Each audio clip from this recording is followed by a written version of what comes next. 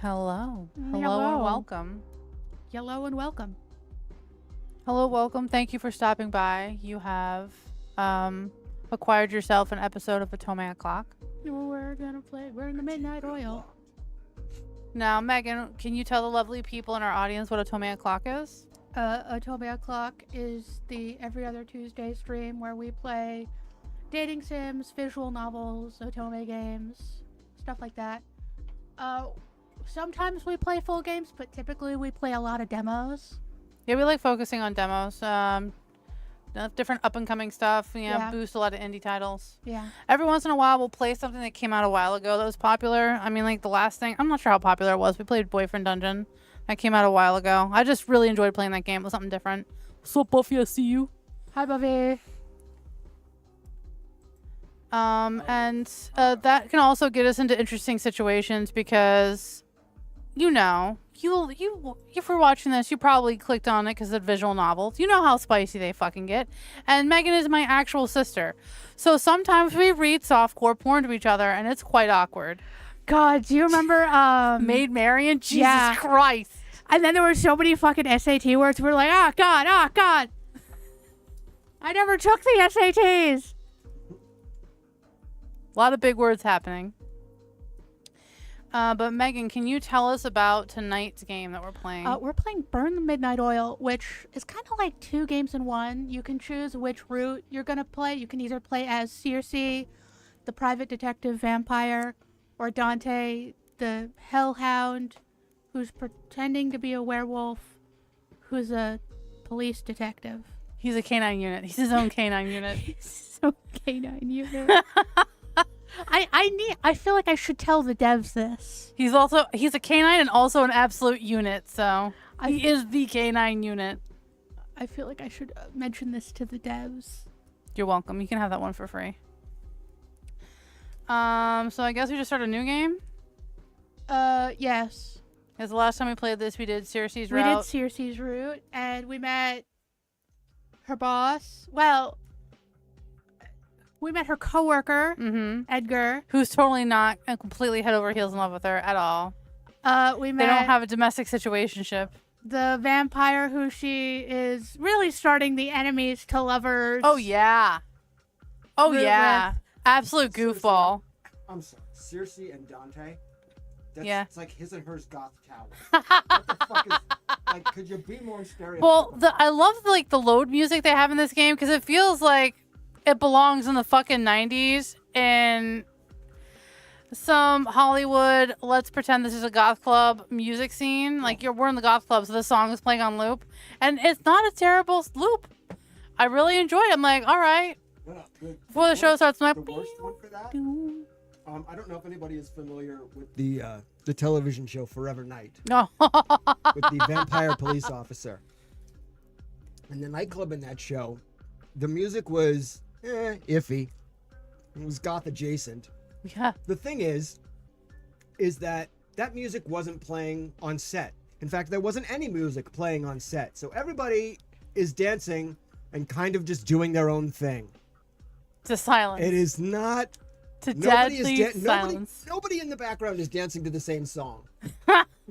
There's an episode of a show called Blood Ties that takes place in a goth club. And I cannot, for the life of me, remember what the music was. But now I feel like we need to dig up that episode to critique its music. All right, so Megan already did rock, paper, scissors to see who gets to be narrator again. And again, it's going to be fucking me. But so I'll voice Dante. Okay. So you're going to voice the characters and I just get to be narrator? So that's not going to be 90% Ashley talking the entire show for 2 hours straight? I guess I'll voice the love interest too. Dante's route does have 2 of my favorite love interests, though. Okay. And there's nothing spicy ahead? No, it's just the demo. Okay. Yeah, you gotta save that spice for full release, if you know what I'm saying. Okay. Let's see, he was born the 7th is July 2nd, 1953, because this takes place in England. Okay. He's scribbled out hellhound, put in a werewolf.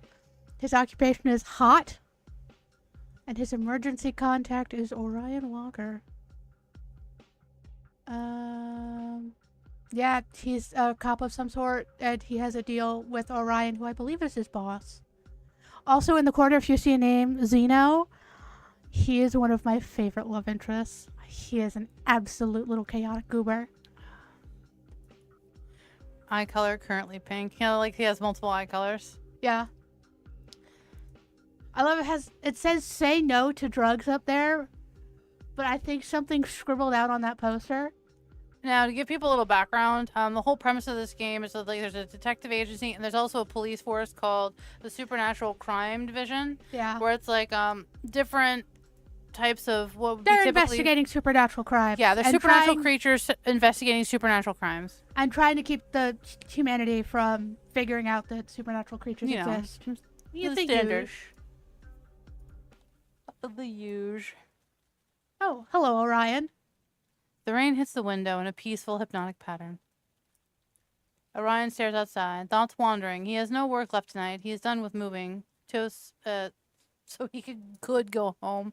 Oh, we're starting off great. Ashley doesn't know how to fucking read again. But to what? It's not like being at home is any different from standing around here all night. At the same time, he knows he can't stay. Daytime isn't for creatures like him. He's expected to hide away, never to be seen by the ones who wander the hallways after the sun has risen.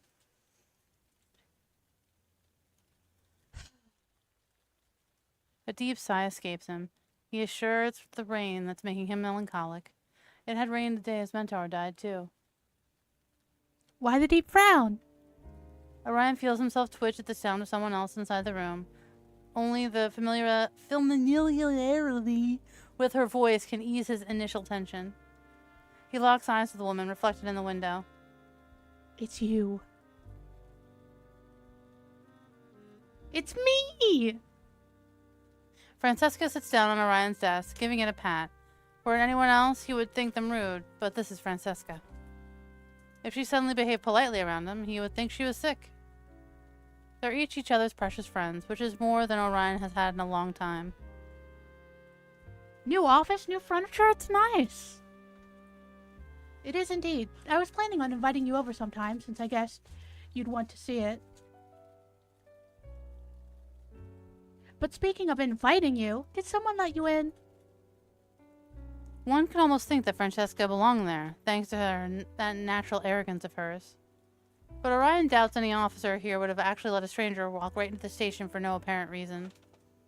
Not exactly. So you.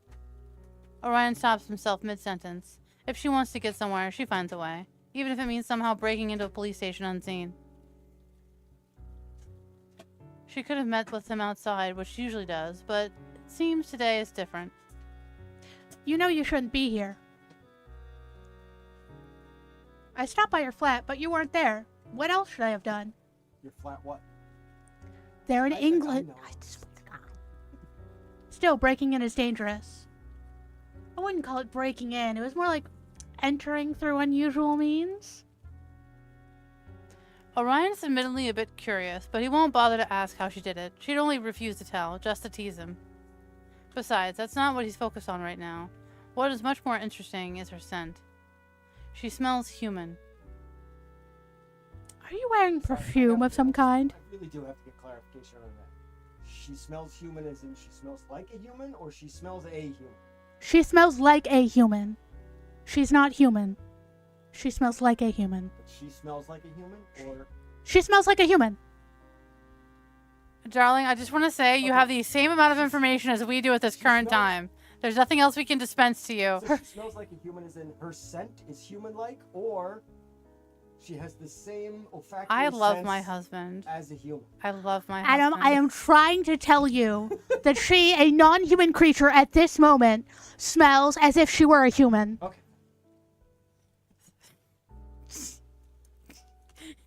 Oh, now Buffy's starting. She slept with a human? Yes, she boned a human. She fucked someone, all right? All right, I said it. She fucked someone. Yes. A lot. All over the place. Are you wearing perfume of some kind? There are items like that out there, made to mask your scent, change it into something else. Rather than the price, it's finding someone who makes them, and it's more complicated. Orion doesn't understand why she would go through the trouble. In that case, it's like... Normally, she's more or less smells like a werewolf. There's no reason to hide that. Francesca smiles and looks around. Her tone is playful, as it most often is. This office suits you much better than the old one. A bit empty, though. I think it'll need some decorations. I would have brought something if I'd known you were moving. Francesca? There's no making her talk about something she doesn't want to say. Giving up, he plays along. I would have told you about it, but I only heard about the promotion last evening. When Advic decided on something, you might be faced with sudden changes without any warning. This was such a case. You're an inspector now. Your boss sure is a spontaneous guy, but congratulations on getting promoted, if you're happy about it. Otherwise, my condolences. Is he happy? For a moment, Orion pauses to consider his answer. I hope I will do it justice. Of course you will. You're an excellent officer, Orion. One of very, very few. Believe me, this city is lucky to have you. Francesca turns quiet. She suddenly seems a bit downcast, which is unusual, and the hesitation on her face makes Orion uncomfortable. She doesn't like being seen as anything other than her confident self. Is everything alright? You know that I'm always here to help you. Now she has a chuckle. Orion has helped her only once so far, and it had been a giant mess of her being accused of a crime she didn't commit. She'd taken a liking to him for believing that she was innocent. Their meetings since then have been irregular, but when she does come by, Orion is happy to make time. You know what? That phrase always bothered me. I'm always around. Because I know it's meant to be comforting, but it really does feel stalkery. Okay. Wait. How do we do that in stereo?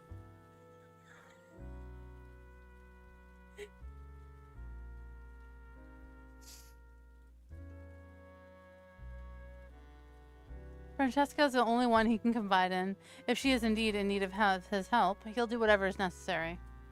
There's no need to worry about getting involved in something he can't do. If she's here to ask him, then it's within the realm of his means and morals. But that's not what she's here for. I probably won't come to visit you anymore. We'll have to stay in contact another way. Orion tenses up. Buffy, agree. Some things are hot, but only in fiction. Is someone after you? In reality, some things don't translate. Oh, Megan, you got compliments for being an excellent reader. Thank you! If anyone catches wind of her identity, that she isn't a werewolf she portrays herself as, but rather a hellhound, then she's in danger. It's been a while since hellhounds completely vanished, hiding away where no one can find them. Not everyone cares about finding one in the first place, but those that do are dangerous. If there is someone after her already. Oh no, I'm safe. She playfully waves a hand, and he calms down, though he glares briefly at her. She grins, amused to have gotten a reaction out of him. But if it isn't that, then... Is this related to your husband? Your mate? Yes. She touches her belly. Orion stops himself from rushing over. I'm pregnante. Congratulations! Thank you. Her voice is warm and filled with love. Orion has never met her husband, but he has seen him from afar, a normal human. The relationship isn't going to be easy, but Francesca always wanted a mate and a child. Her wish is finally being fulfilled. So yes, I will be focused on taking care of him. Makes things a bit more complicated. Him? You already know the gender. She didn't mention being pregnant the last time they met, which wasn't that long ago, and her stomach is still flat, so she can't be too far along. What are you, psychic? Not officially, but I have a hunch. Francesca's instincts aren't to be underestimated, so Orion is tempted to believe her. A son. I already thought of a name. Do you want to hear it? Her excitement is infectious. Are we taking bets on the names of this child? Orion feels himself smile. Drumroll. I'd love to. Oh, God. Dantalion. Dantalion or Dante. That one's a bit snappier, don't you think? Dantalion, is that the name of one of the Three Musketeers? No, that's a combination. D'Artagnan. Oh, that's right. Okay, I'm thinking of D'Artagnan. Dantalion.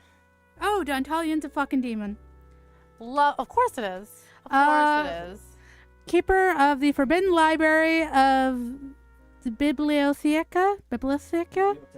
No? Bibliotheca? I don't know. Latin for library? Latin Probably. for book house. Yeah, Dante is named after a demon. One of the Goetia. I was gonna say that sounds like a Solomon demon if it says in. Yeah, one of the Glowakas. Got you to say that out. Jesus Christ, Adam. You know, for someone who doesn't want to be a part of the show, you I don't know what you're talking about. sir injects a lot. Oh my. It's a good name. Did you come up with it together with your husband? Husband? Making a lot of assumptions right now. She literally said she was married like 5 lines ago. Keep up, Adam. Jesus Doesn't mean it's Christ. his child. If you're gonna interrupt, you should keep up. He left the full decision to me. We want our boy to have a name that suits a hellhound, and my husband hardly has any idea what those would be. It'll be the only connection he will have to my side of the family for a long while. Her voice drops again. She sighs, visibly affected by the ups and downs of her emotions. Orion's eyebrows scrunch together. Although hellhounds and werewolves aren't the same species, they do share various canine characteristics. One of them is their pack, which is of great importance to both. Do you not intend to introduce him to your pack? Is there a reason to hide him? Perhaps because he's only half? Because he's half human? Dun dun.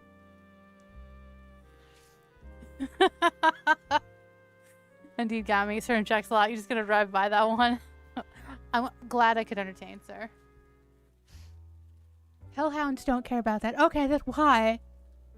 Francesca closes her eyes and inhales deeply, steadying herself. No, her baby daddy is not a hellhound. She's a hellhound. Jesus Christ. We're gonna have to get a fucking flowchart for Adam. We will stay here with the humans. My son will grow up as one. No going back to my home. At least not anytime soon. Orion goes through what he knows is about hellhounds. That came out jumbled. It's not a lot, either unconfirmed rumors he's heard from other supernaturals or tidbits from Francesca.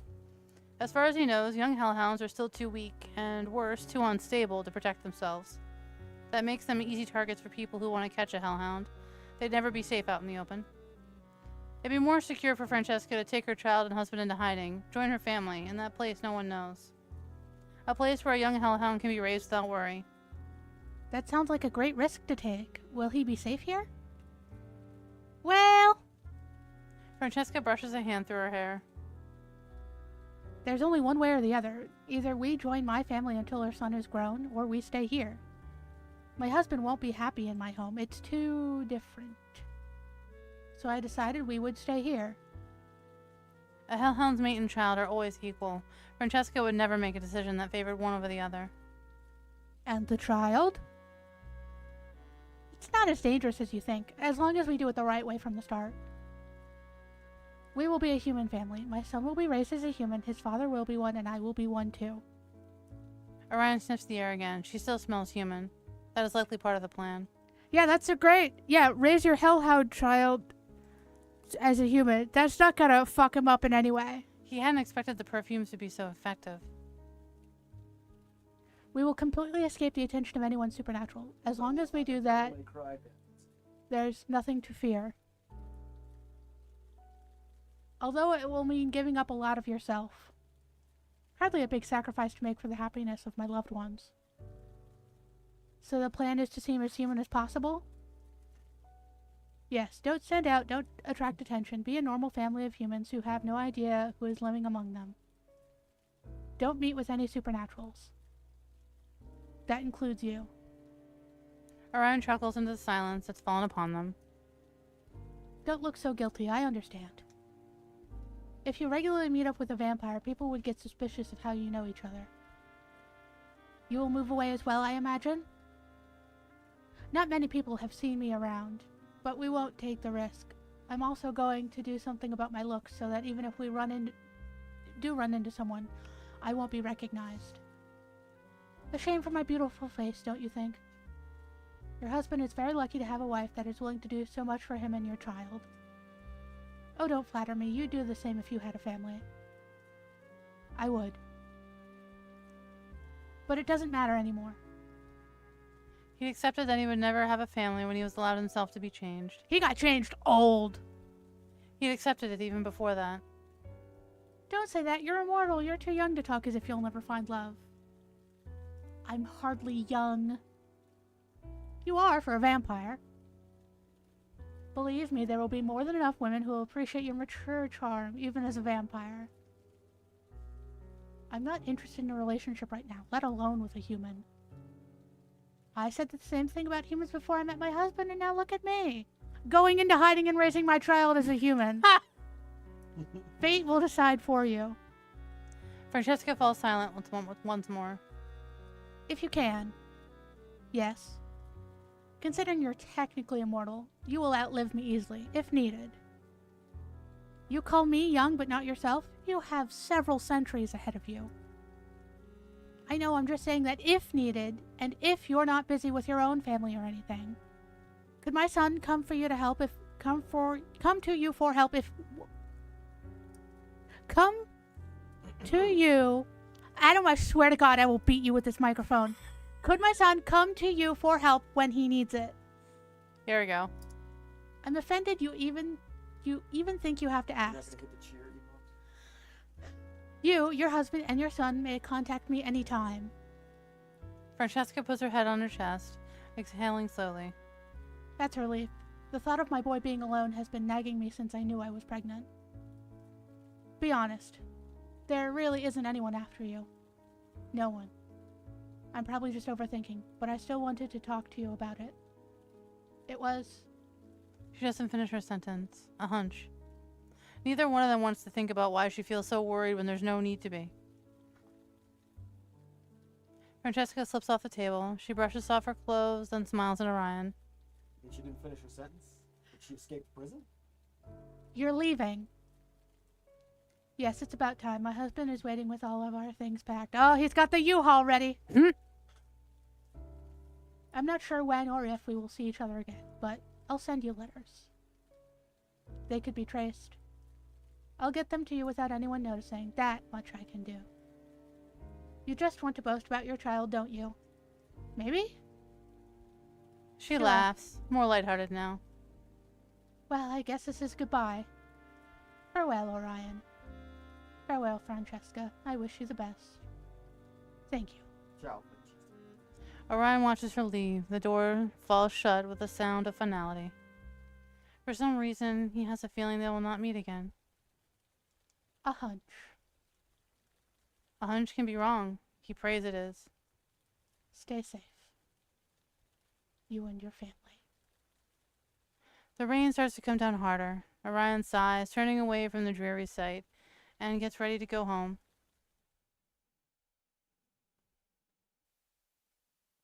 My little boy.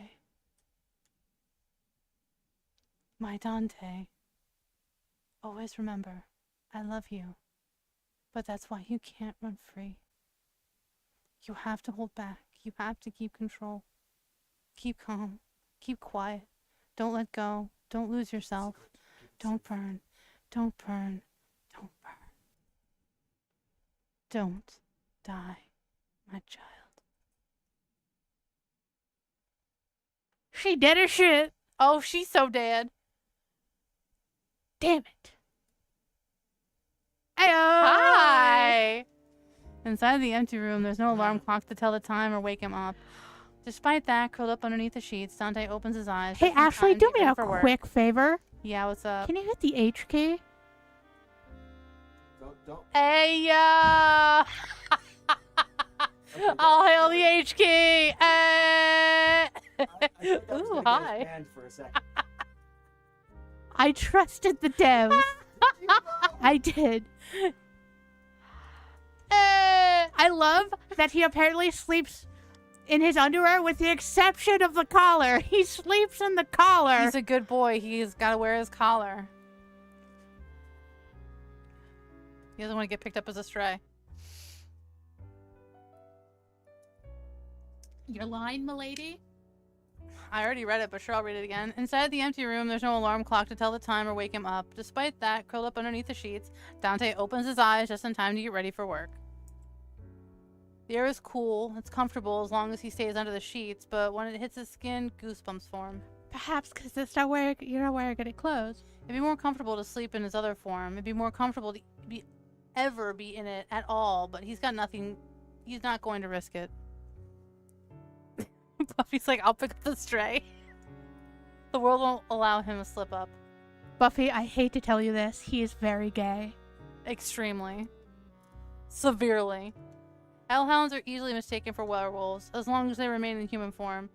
But the moment he lets his animalistic features out, the differences would be far too obvious. Dante prefers not to out himself by accident. He's been sleeping like this since childhood anyway. With a collar on and everything? I don't even want to fucking know. I doubt with the collar. I hope not with the collar. That's gonna be hella uncomfortable. Sitting up, Dante stretches, easing some of the tension out that creeps into his muscles while he slept. One of those dreams again. I didn't need to start my night like that. Does he work nights? I guess. Sluggishly, he drags himself out of bed. Whatever. It's not a dream he's unfamiliar with, but there hasn't been a single time when he enjoyed waking up to the voice of his mother. But in the end, a dream is only a dream. When the lights in the room turn on, it quickly fades. Dante rubs his eyes, blindly stumbling towards the bathroom for a shower. Getting ready for a job at night is no different from getting ready for a job during the day. Wash up, change clothes, eat breakfast, or not. If you ask Dante, it's a waste of time. Should have everything. There's little Dante in his room, and even less that he cares to bring to work. He's ready in no time. He's got the sluttiest little fucking crop top going on. Like, you're going to work like that? Okay. He has a coat. Does he? Does he own anything with sleeves? Hair still damp, he walks towards the door, but stops midway. Huh? There's footsteps, 2 pairs. Wait. He sighs, leaning against the wall right next to the door with closed eyes. The lighter pair of footsteps approaches quickly, stopping right in front of the flat. Only after hearing the knocks does Dante open the door. He doesn't understand why Alice insists on having him wait, but it seems to make her happy. Dante! Good evening!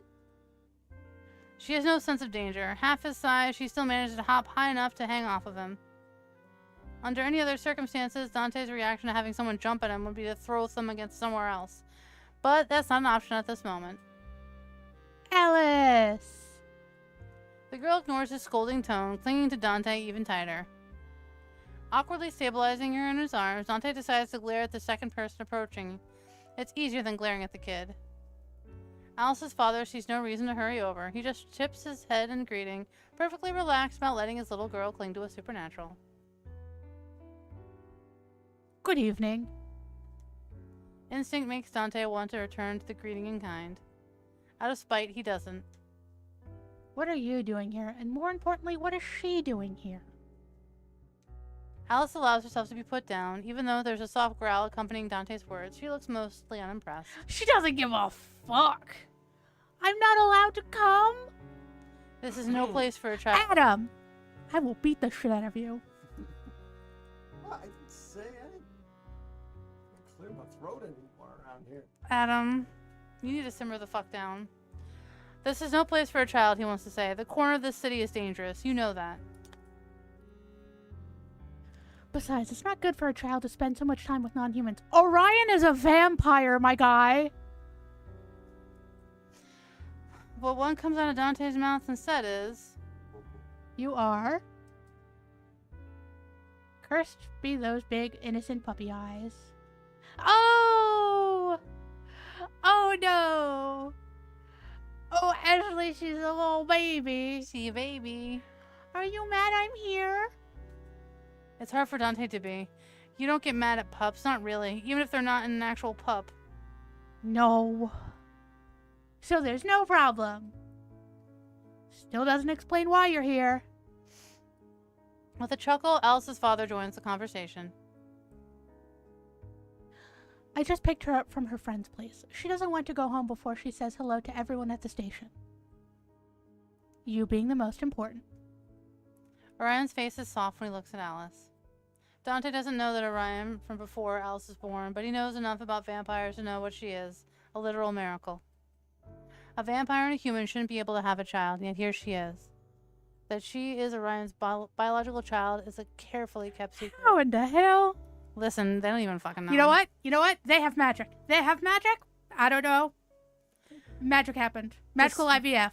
Magical IVF. Despite all the obstacles in their way, they're a happy family. And for some reason, Dante doesn't get Alice. Alice keeps trying to pull him into it. Line.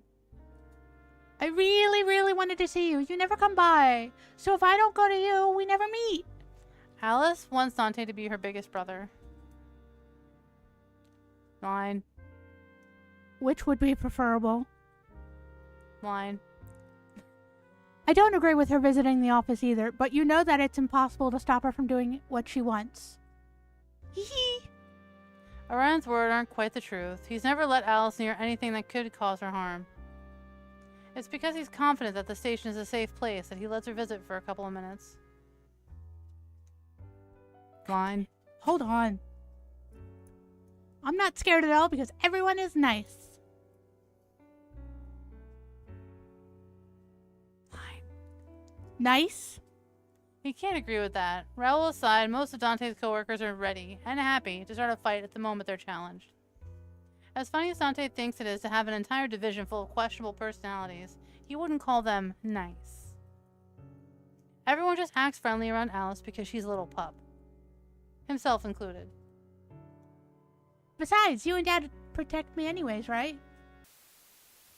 I'll always protect you.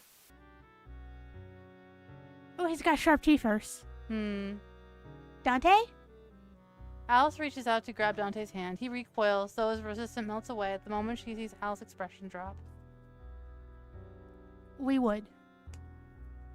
Alice's expression wavers for a moment, but she catches herself quickly. I want to know who Orion's wife is. Or lady friend. Whoever has popped out this tiny child. Because she actually looks like Dante's sister. Right? I knew it. Behind Alice, Orion watches them, too amused to intervene. I hate that smile. Are we leaving now, or are we going to stand around and talk forever? Orion's eyes shift away from Dante's. He touches Alice's shoulder, and the girl hums in a questioning tone. Alice, would you let us speak alone for a moment? Uh-oh. Okay! She takes a step past Dante, but stops to look up at him. Only when Dante waves his hand at her does he run onward, vanishing around the corner to explore the bedroom. Your room is so boring. There's nothing here. One day I'll make you decorate it. I'll get you a new lamp and curtains and then a bookshelf. Her voice trails off. Dante listens to the sounds for another moment, steps toward the window, and then the squeak of it being opened. Knowing that she's successfully distracted and not eavesdropping, Dante and Orion turn toward each other. So, what do you want? Don't think I believe your shitty excuse. That's not why you're here. I am picking her up, and she did want to come here. I didn't lie. But I'll admit it's good to see you in advance. There's a new case. And there's one every day. What, are you here because you didn't think I'd be on time? Too bad, I'm awake. It's a task I can only hand to you and Raoul. If he's saying that, he knows that Dante won't want the case. He's trying to get all of the fuss out of the way without Raoul around. Just because Raoul loves to rile Dante up whenever he tries to evade work. Sounds like it's going to be a massive bother. I'm not doing it. You have no other choice. I do, you just heard it. I'm not taking. We have a deal, Dante. That damn deal. That's why Dante's a police officer in the first place. There's no way he'd ever work as one otherwise. What? I can't. Ten blacks? That you lurking? Let the boy lurk.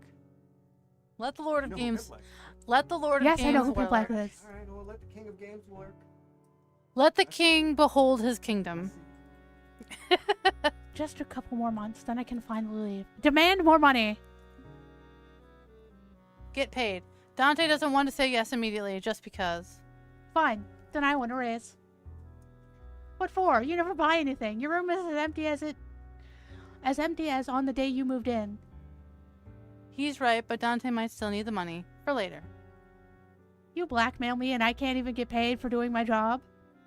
A deal is not blackmail. Well, depends if there's emotional manipulation behind it. And if you do want your paycheck, you take whatever case I give you. But I'll think about the raise. A raise they both know might be completely useless if Dante does as he planned and leaves as soon as the deal is over. Your answer? I can't stand you, old man. Orion crosses his arms in satisfaction. He ends the conversation in a soft tone. I really do need you on this case. Dante audibly exhales, refusing to look at Orion any longer. Instead, he turns back towards the interior of his flat. See, I told you he has the coat. Grabbing his jacket, he calls for Alice. What he doesn't have in sleeves, he makes up for in buckles. Alice, we're leaving. Goody!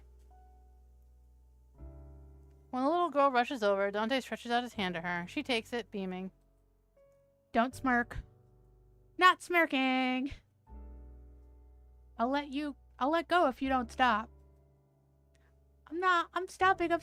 See, I'm completely serious. Right. Dante locks the door behind him. There's nothing inside to steal, but Orion's the one paying for it, so Dante doesn't want to risk any damage. He owes the man enough already.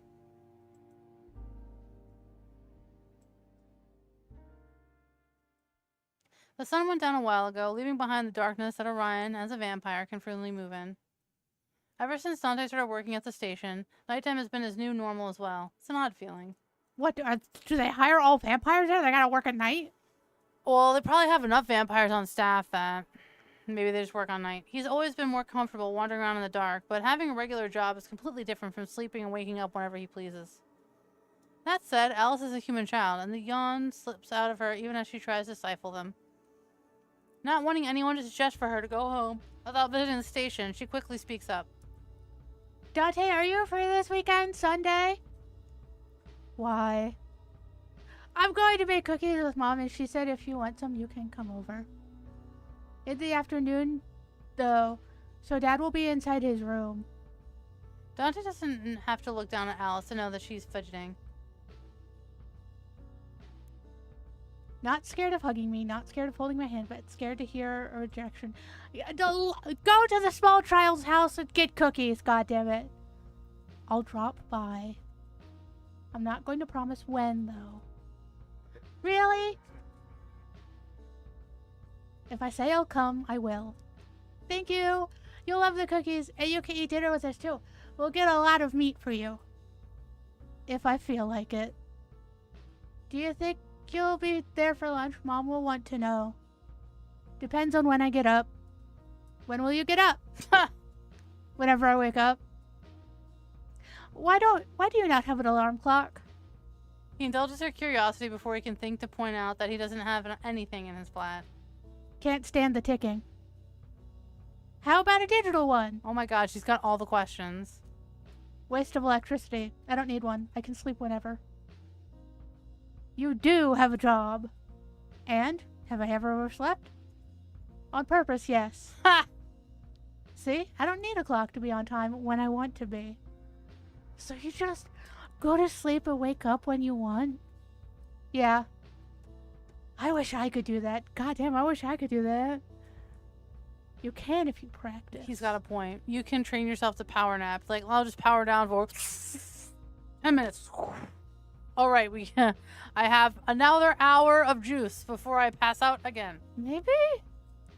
He's not actually sure humans can do that. So you really have no clock at all? I do have one in a drawer if I need it. Is that to hit someone with? Wrapped up in several layers of fabric to muffle that annoying ticking drives him insane. He must have really good hearing. Yeah. Why did you buy it if you weren't going to use it? I didn't. Your father did. The only thing Dante bought for him in that room was the number of pillows. Dad, why did you buy one for Dante if he wasn't going to use it? A long time ago, Ryan still hoped that he could convert Dante to a normal lifestyle. He'd given up on that quickly, though. Well, you never know when it might be useful. He can throw it at someone. Right. At this moment, the police station comes into view. We're here. I'll quickly give Dante and Raoul their briefing for the night, and afterwards we go home, alright? Alright! And as usual, no leaving the room, no bothering anyone who looks tired, no touching anything. No talking to Raoul unless he's holding his coffee and I see him take at least a sip. I appreciate that. That's a good boss right there. Did Dante tell you to do that? No, Raoul did. Certainly something that Raoul would say. Well, I'm sure he's already had enough time to make his coffee. We're a bit later than usual. Not my fault. My fault. Your stubby legs need time to grow. But you're not saying it's not my fault, huh?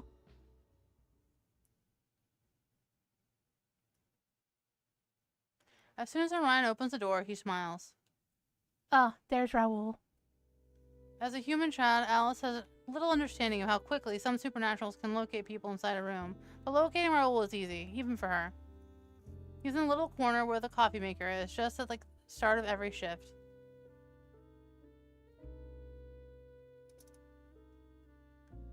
Alice runs up to him as he takes a sip from the mug. Sorry, I got distracted by his boobs.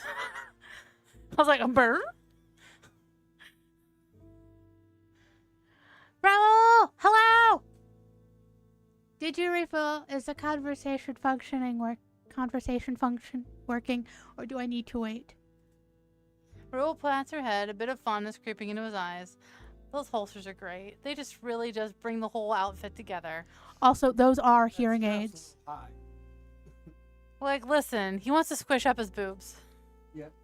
Thing is, holsters don't usually have a strap that goes across the chest. Because it, ruins concealment. Yes. But this is for hot men, not for actual real life. It's less holster, more of a harness. You know what I'm saying? And by hot men, you mean twinks. Yes. I don't know if I'd call him a twink. Twinks are a little bit smaller. Well, he's shorter than Dante, is he? Thin. I mean thinner, not shorter. Oh, okay. It's pretty thin. He's not the twinkiest of the cast. There are twinkier. Okay. He's not the twinkiest of the twinks? Please, that guy's the spokesperson for hostess. No, you haven't met Zeno yet. It's enough. Good evening to you as well. He then turns toward Orion. Good evening, sir. And to Thanks, Dante. Dante. Hello. Oh, yeah, they're getting married. What, no good evening for me? No, I don't want you to. Yeah, they're already married. They're already a married couple. They've been together for 35 years. Do you want to see how quickly I can ruin your evening? You already did. Do the both of you want to have a bad night? I already told Dante, but I have a task for you. Will Well- takes a big gulp from his mug. Evening ruined. Thank you very much, sir. The only bad part about Raoul is that he's French. Alice watches the adults with worry. Is there a big problem, Dad? Yeah, it's just work as usual. Go and say hello to the others. I won't be long. Fine. Raoul sighs, leading the way to his desk. He takes the chair, side-eyeing Dante as he sits next to a neat stack of paperwork. Don't sit on my desk. Would you rather I lie down on it? Raoul looks like he's about to throw something, but holds himself back. And you see, better be like, would you rather I sit on your lap? That would have absolutely... But then HR would be involved. They're Never not mind. there yet. They're not there yet. This isn't HR Edgar. violation. They haven't known each other as long as Edgar and Circe have known each other. Okay. Oh my god. Never mind. Okay, hold on. If you like the table that much, should we get you a leash for that collar of yours and chain you to it? I like option number 1. Let's go number 1. The kid's not in the room. She won't hear. Kinky.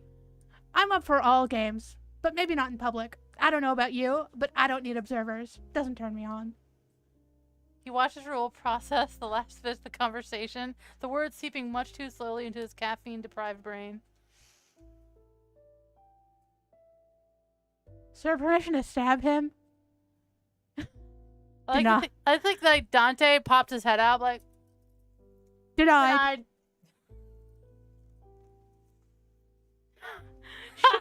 Castration might help him calm, gotta might fucking- help calm him down. Remember to spay and neuter your hellhounds. Woo. Yeah, that's. You started it, and with a child in the room, even. Raoul closes his eyes as if some sort of mantra to keep calm. Now is when he's using it. He turns to Orion, ignoring Dante completely. If there's a case, it might have been better to not bring Alice along. She looks worried. Orion joins them at the desk. Bitch, taking my lines. Seriously, if you got an opening hellhound, you call a crowd. I wish she was surprised. Because of me and Dante, she has far too little fear of supernaturals. I guess it's positive that she accepted having a vampire father this quickly. If the two of you want to talk about childcare, do it when I'm not around. Give us the terribly important briefing already. It is rare for you to give us the briefing directly, sir. Did something happen today? Last night, actually. You two were gone already, and I was doing a final round of patrols before heading home. Orion leaves for a moment, then returns, a folder in hand. He taps it on it as he talks. It was mostly quiet. I ran into a fight in front of Mirage. Nothing unusual at first glance. But one of the men was unusually aggressive. It was almost impossible to get them off each other. Just when I was about to resort to harsher methods, one of them... Orion stops. The way he hesitates is unusual. He usually knows what to say. He changed. Mutated, you could call it. Did you arrest him? He died. What? It escalated that far? Did you accidentally break his neck? No, he died on the spot. From 1 second to the next, he simply fell over and stopped moving. Raoul inhales deeply. Dante has heard him curse often enough, but this time the man only glances in Alice's direction. He doesn't curse in front of children. His hands move, forming a curse in sign language. Dante knows it well enough to recognize that by now. Yeah, everybody knows the bird. Ha! So does Orion. The children. Don't curse in front of her, not even in signs. Does he put your hand in front of you and then you sign it? I'm not. Raoul quietly puts his hands away. Did you get hurt? Doesn't smell like blood. Be quiet, Dante. I didn't ask you. As Dante already confirmed, no, nothing that didn't heal immediately. The problem is that we have never seen anything like that happen before. His body was in an abnormal state. Pathology? On it, but no updates yet. It was last night, and this is the 80s. Right? He didn't tell us what it looks like. We are going to investigate this. Why exactly? Do you think there's more mutants around? We do. I heard mutters of people saying this wasn't the first time they saw that happening to someone. There has to be a cause. So what are we looking for in people visually? I mean, even a smell, if you have one? I'd love to tell you, but it's hard to explain. There was no unusual smell to speak of. And the other changes were... you'll know what I'm talking about when you see it. Great. Nothing has happened since yesterday, but anything that might catch the attention of humans has to be solved as soon as possible. There's not just one, but several governmental institutions related to keeping humans oblivious to the existence of supernaturals. A rampaging mutant would make that considerably harder. That is to say, if they don't solve this case as quickly as possible, it might put human eyes on their backs, and then... No way in hell I'm going to deal with Abraxas running around here. So take care of it before he catches wind of the issue. I need you two to check all the clubs around Mirage, talk to anyone suspicious, watch anyone who stands out. You know your work. Would clubs have had security cameras at that point? Depends on the club, I think. They're not any good ones. Orion places a folder on the table. Oh, this is you. Sorry. God damn, man.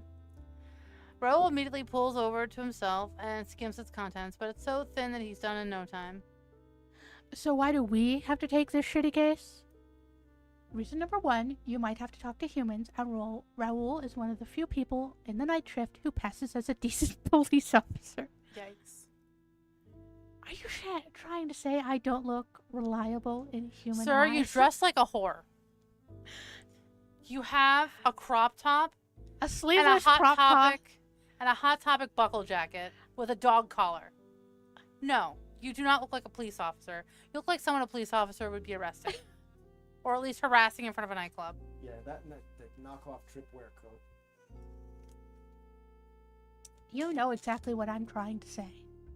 Admittedly, Dante looks more like a thug than an officer. Raoul is very helpful when it comes to convincing humans that the badge isn't fake. I'll take care of it as usual, sir. Don't worry. Now, let's be real. When people are just like, I will submit to your authority, it's because his boobs are sticking out and they just can't stop staring at harness boob. His push-up bra. Yeah, he's got a push-up bra. Number 2, I want you to keep an ear out for any new substances on the street. In case that's related. Zeno might know something, and you're the only one he'll speak to, Dante. Those two have been hooking up. Oh I can my. feel it in my soul. Like, I don't know that for certain, but if Zeno's only talking to Dante, I feel like Dante doesn't talk to a lot of people for, like, casual reasons. Right? So Raoul goes to question people, and I hunt down Zeno. You're not getting out of doing the boring tests, Dante. Raoul is your partner, so don't even think about going off on your own. He's there to keep an eye on you. Sometimes I feel like a dog trainer. Don't bite, Dante. Be good, Dante. No barking, Dante. Ah. Dante growls at the statement, but it sounds hollow, so even Raoul recognizes it as no threat. Buffy's like, I trust more cops if they dress like Dante. Zeno isn't as difficult to handle as you pretend, old man. You can tell that to every single officer who has given up on detaining him. He's an overgrown kid, hard to catch, but he's not dangerous. Maybe that's why you two get along so well. I'm not... It's time for dinner. I'll take Alice home and come back later. You can handle everything, Raoul? Leave it to me. Thank you. Stop. Are we leaving? Messing with me. I don't need Raoul to watch over me. I think you do. See you two later. Bye-bye. See you again soon. No cursing in front of the kid, right? Growing up with Orion made her weird. You could just say you like her. Raoul finishes his coffee and puts the mug on the table. He stands up, smoothing out the creases of his shirt. Do you need anything else here? Otherwise, I'd suggest we go. There's a lot to check out. There's nothing more annoying than blindly asking people for information. You won't be asking people, I will. Raoul grabs his coat and shrugs it on, his voice dripping with sarcasm. You're there to look scary and ensure that no one tries to mess with the weak human. Humans aren't exactly common in their division, for a very simple reason. They're helpless compared to what they're up against. Raoul is the only human officer on Orion's team. At first, Dante thought a human would be a liability, but Raoul has proven himself to be a valuable member. It's not just about interacting with humans. Raoul has a completely different view on things than most supernaturals, and while Dante often finds it irritating, it does have its advantages. I know he's good at what he does, but the supernatural department is a completely different beast from the standard human one. I don't get why he takes the risk. One angry supernatural and he's crippled or dead. Dante, like you would let that happen. Dante, let's be real here. Are we asking him or are we not asking him? Why are you staring at me? Don't ask. Don't tell. I don't want him to think I'm worried about him. He'll make fun of me. Aww. I know it's hard for you with that irritating personality of yours, but try not to piss anyone off. Oh, Buffy wanted us to ask. You're the one who is naturally infuriating. Every hour you don't start a fight is a win in my book. Actually, go and piss them off. I'll just leave you there and let them do whatever. I'll tell Orion I was distracted. You won't. Drop the scary act. It was destroyed the first time Alice visited the station. There's a lack of doubt in Raoul's voice that surprises Dante. You're way too confident I'll be there to save your ass. I'm not sure you realize how much you glare at anyone who vaguely even threatens me. He doesn't do that. Does he? Alright, we're gonna take a break because it's kind of hot as fuck in here. Yeah. And this is a good time to take a break. So Yes. Start the ad break now if you can. You can't tell me what to do. You're not my real dad. All right, we're gonna Our take a real break. dad is.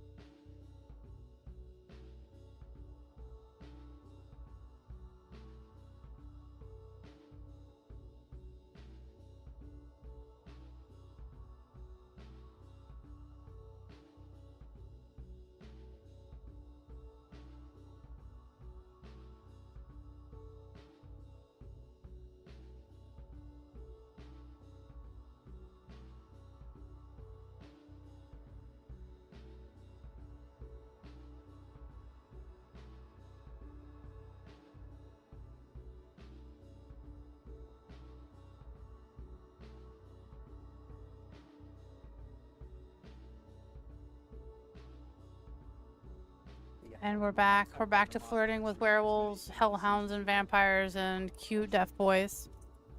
Also, Foxglove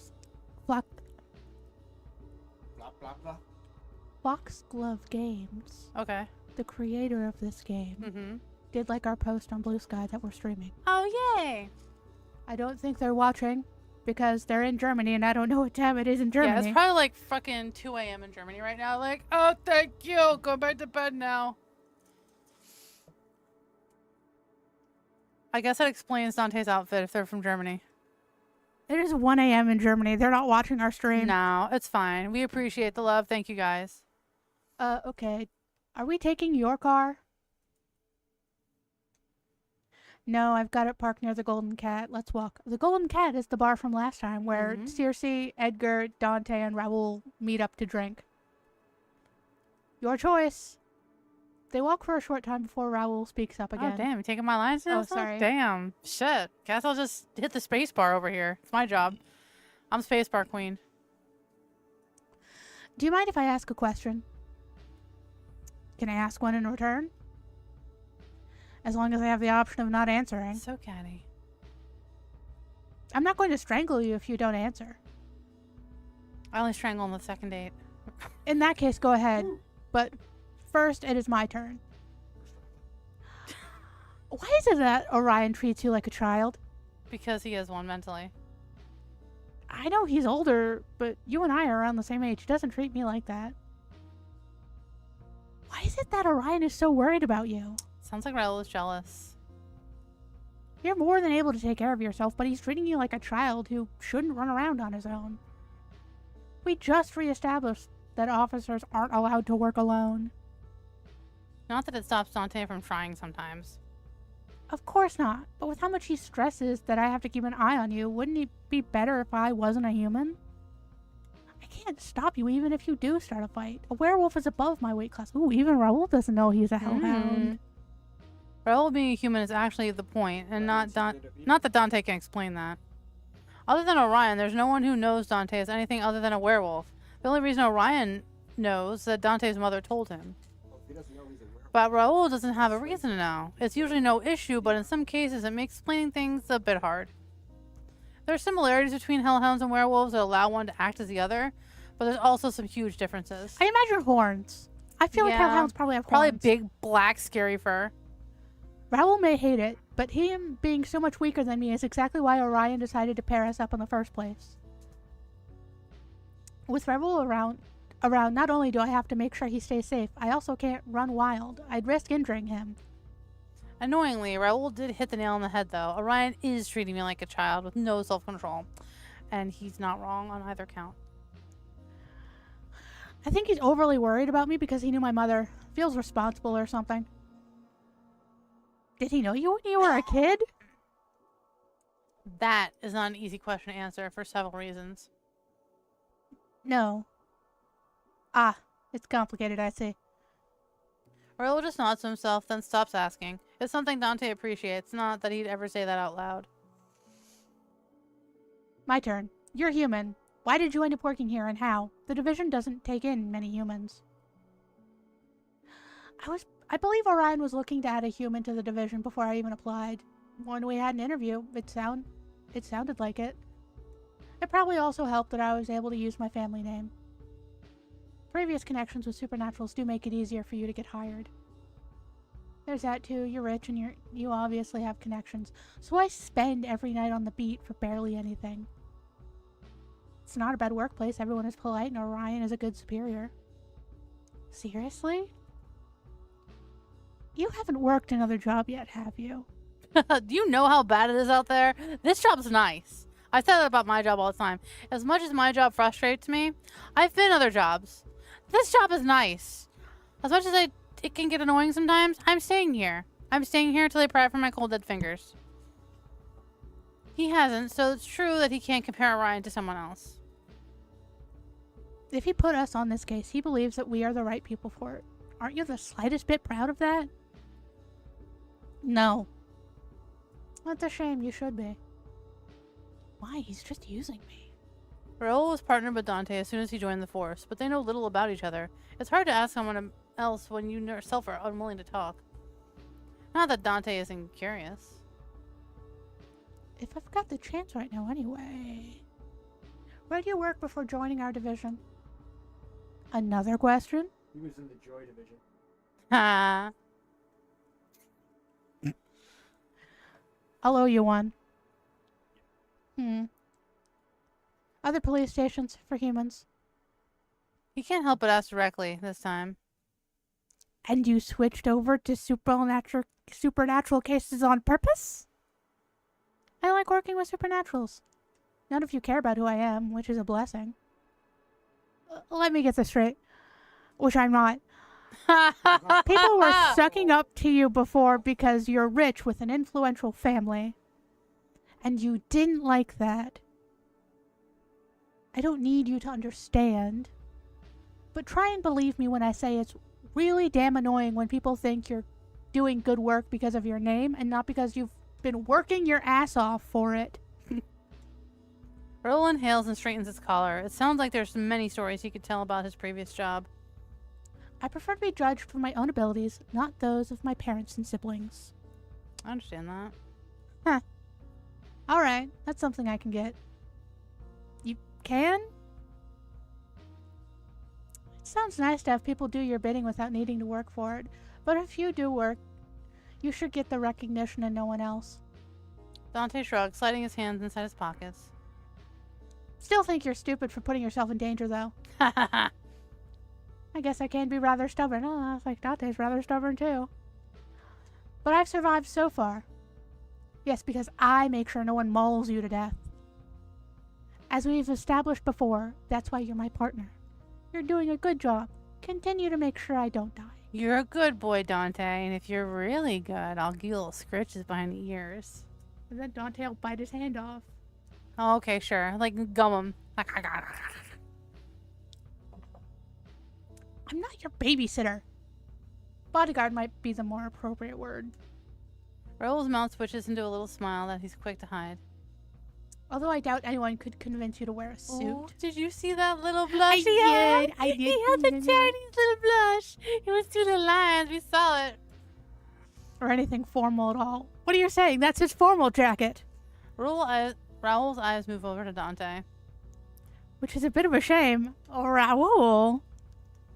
I'll have to reject your job offer. I'm stuck at the station for another while. Wait, what just happened? What did I miss? Was he flirting? He was. He was like... Raoul's like, oh, I couldn't convince you to wear a suit. And then he like looked Dante up and down and was like, which is a shame. Raoul's eyes move over to Dante. Go down. Go I down. doubt anyone convinced you to wear a suit or anything formal at all. Which is a bit of Raoul's okay. eyes move over Dante, Okay, which is a okay. bit of a shame. Sorry, I just need to absorb. It's good to absorb things. Is it? Certainly stuck for tonight at least. The first place of interest is over there. Let's get this over with. I'll do you a solid. When you're taking a drink, I'll read the line for you. The first stop was indeed just the start of a long night. Many follow before the end is in sight. I'm going to choke the next person here who wants to waste our time. As expected, or maybe feared, no one knows anything. Not only does it take forever to make them talk, they also end up revealing that they have noticed anything other than a couple more bodies than usual. The relationships between the different groups of supernaturals are complicated, meaning that a corpse won't immediately cause the others to react. With how close the place is to the slums, no one's had the energy to care for strangers. I knew this case would be a hassle. This is the last place. Get it together. Raoul steps up to Dante's side. Over the years, he's learned to recognize most of Dante's body language, including the signs of his rising annoyance. Another thing that Dante would never say out loud is that Raoul helps. The way he riles Dante up is completely different, somehow. It doesn't make him want to tear out anyone's throat. But as much as his presence is a comforting one, it can't undo the strain on Dante's nerves. It's tempting to mix in with the crowd.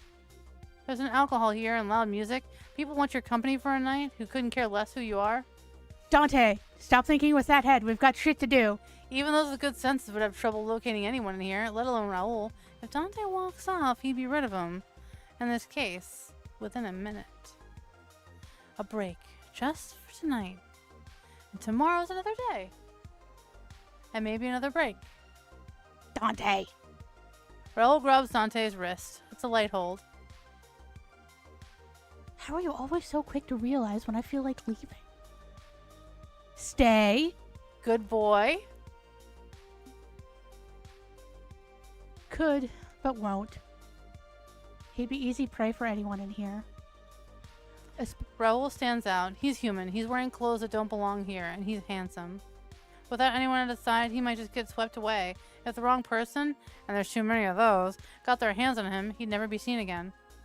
Dante would be a pretty shitty bodyguard if he let that happen. Not to mention even shittier policemen, though he cares less about that. Aww. I'm not going to put him in danger. Aww. Dante leans back a bit, and Raoul's grip immediately lessens. Yeah, I know what we're here for. Dante turns away from the crowd. Raoul slides quietly, as exhausted as Dante feels. We'll be out of here sooner if you resist vanishing into the crowd for 2 minutes. You think I'd have left for only 2 minutes? Do you think you could have left for longer knowing that I'd be wandering around the club alone? No. Because Dante is still somewhat convinced that Raoul is severely underestimating the danger of supernaturals. Supernaturals most of the time. Supernaturals. Just like Alice, that's what having supernaturals like Orion around you does. Warps your perception. Whatever, where to? Raoul's professionalism returns instantly. He glances around. I'd say the owner, considering he's conveniently wandering around over there. Catching the owner instead of some random staff member is half a miracle. The first one is kind for the night. Although, Raoul nods towards another corner of the room. that guy might know something too. The little group in the corner isn't hiding. Their small plastic bags being passed around. A dealer, huh? We don't have any evidence that the victim was on something, but the chances aren't low. Dealer is the best way for tracking any paying customers. Ooh.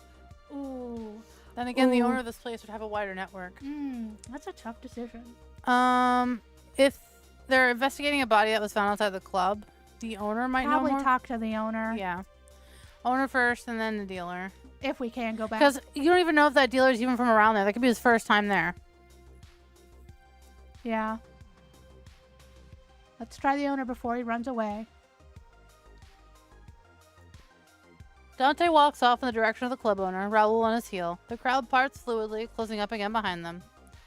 Dante can't remember the man's name, didn't even recognize him, to be honest, but he doesn't need to. Once they're close enough, Raoul switches positions with them, now standing in front. Ugh. I don't know, something about that name feels... Icky? Yeah. Alfred Chadwick? He's a werewolf. Ugh. Never. Not with that name. Al, if anything, but who's asking? Okay, Al's much better than Alfred Chadwick. Raoul whips out his bat, whoosh, making the fake smile on his man's face freeze. Police. Damn, I don't need your kind around here. Leave or I'll call security. Oh, excuse me. Al growls, showing off sharp teeth. There is no doubt that he's a werewolf, even without the gesture. Dante, it's your turn. The night has been long already. Seeing the provocative gesture towards his partner, Dante feels his presence thin out even further. With one large step, he's right in front of the guy, face close enough to feel his breath. When he growls, it's much darker. The sound has Al's eyes widening, whole body tensing up. Listen, you mangy mutt. If you call security, I can assure you that blood will flow. And if you want this to end without anyone in the hospital, you will answer our damn questions. The more cooperative you are, the faster we are done here. Understood? Werewolves are good at gauging their opponents. The man stops showing off his fangs in seconds. Understood. Dante steps back, standing closer to Raoul now to show that he won't allow any further threats. Al clears his throat, fixing his collar that hadn't even been touched, and tries to regain his composure. No need to be so aggressive. Bitch, you growled first. Can we start? Raoul looks to Dante rather than Al when he asks his question, though it's Werewolf who answers. Not here. Follow me. The storage closet? Don't you have a fucking office? Al needs to pull them into a small room in the back. It's quieter than the main area, and no one's around to interrupt or overhear them. Al leaves Dante to close the door. He crosses his arms and leans against the wall, wearing a defensive. What do you want? It's pretty simple. We heard about an odd fight right in front of your place. Someone died after a burst of aggression. What do you know about that? The police are looking into that? Well, it's to my advantage if you do. There's something really freaky going on there. I didn't see it firsthand, but I got the wildest description of what he looked like when he died. Dante can only assume this is what Orion mentioned. Wonder what actually happened. But it's not just that one guy. I've heard of this sort of thing happening more than once. The dead aren't the usual addicts either, but even some people who typically avoid drugs, paying customers. If word gets out, I'll really start losing business. That's great, Al. I don't care. Raoul tenses up at the mention of more victims. Not a standalone case of sudden death, it seems. When did this start? How would I know? Not like I go around counting days. But are we talking weeks or months? If I had to guess, weeks, definitely. Can't give you an exact time frame, but it's not been that long. How many deaths have you noticed? What kind of question is that? An easy one? There's always been people acting up and dying one way or the other. Slums are close and all that. The exaggerated stories are nothing new either. I just thought it was worse than usual till I started losing customers. And you didn't report any of the previous deaths? Al shrugs, looking uninterested. Don't mind me, miles away. Started out more in the back alleys, nothing too visible on the surface. Raoul rubs his hand over his face. You all are really... What else do you know about the one who's died? Well, you already said that they act aggressive, though that's playing it down. Much as I know about he who remains. I've seen a little succubus rush into a whole group of supernaturals without a second thought. Drew a lot of onlookers, though I didn't see any of the weird shit that people have been talking about. Sober, drunk, on something. What exactly do you think I spend my whole night doing? I'd say, if you're not noticing whether the people are dying or customers or not, then you're also noticing whether they're buying something off menu. Wouldn't know about the details, but at least the succubus did like to party with a bit of something extra in her blood. But not a single one was the type to get that aggressive. What happened to the corpses? What happens to any corpse around here? If the police didn't get to it in time, there's always someone happy to take a body along. Just taking my lines, man. I seriously don't know anything else, I swear. Your words are useless. Look, I don't want police around here. You leave me alone, I leave you alone. That's how it's always been, right? We'll leave you alone once you've told us everything. I have! Everything? So I won't have to come back here after finding out something else? Al hesitates, eyes wandering. I did say everything I know about the dead guys, which is basically nothing. If you want something else, there's an odd guy in a hood who's been seen nearby. And he's tall. He's taller than a Praxis. A stranger? Stranger indeed. Fucking strange, that guy. How would you describe him? Tall, like... He motions with his hand, showing his size way above his own head. Tall, wears some odd dress, oriental or whatever, hood over his head. Everyone who's seen him says the same thing. He's scary, intimidating, made them freeze up and went to hide, even when he was just passing by. Did he talk to anyone? Not a single word. Sounds like a supernatural, but what kind? No one knows. There's no scent on him. None. He appears out of nowhere without a sound and vanishes just as quickly. Are you sure that the ones running into him don't just have a bad nose? If it was one person, sure, but I've already heard a dozen different people who have seen him. All kinds of supernaturals, too. Raoul turns to Dante. Don't vampires have no smell? They do have one, it's just very subtle. Not to mention that smells of your environment stick to you. It's weird to say that someone smells like nothing. Suspicious, right? Well, folklore vampires smell of death, but sure. That's still something. But let's go with nothing, right? There's stuff that changes your scent, but no one would go for nothing. Smelling like nothing stands out worse than anything else could. Not that you'd know, human. No, fuck you. I don't need a dog's nose to understand that. You, a dog? Al gapes and looks over to Dante as if fully expecting a fellow werewolf to take offense at being compared to a dog. Little does he know that a hellhound doesn't appreciate being compared to a werewolf either. Ooh, you look like one to me too. Honestly, you do look like a dog. One little growl, you tuck your tail and lower your head like an obedient mutt. Al wants to get angry. He really wants to get angry. But Dante smirks, showing his teeth, and it's written all over his face that he knows what Dante wants. A fight. But Dante's really scary, so he doesn't get mad. Al's like, I cannot go toe-to-toe with Not this motherfucker. One, Al is going to win. Gritting his teeth, Al turns his head away. Is that enough for you to leave? Anything else I can tell you is just random stuff. People having affairs, magic experiments failing, cartel doing cartel stuff. The museum burned down or something? I don't know. SSF was sniffing around for that last one. That tall grumpy vampire with the white hair has been snooping. Abraxas? Oh, Abraxas. That might be interesting to hear more about. Dante tilts his head, tempted to ask more about it, but Raoul shakes his head. Something for later, then. I have one last question, then we're done. Get it out. Have you seen Zeno around lately? Huh? That has Al getting defensive again. What are you asking about him for?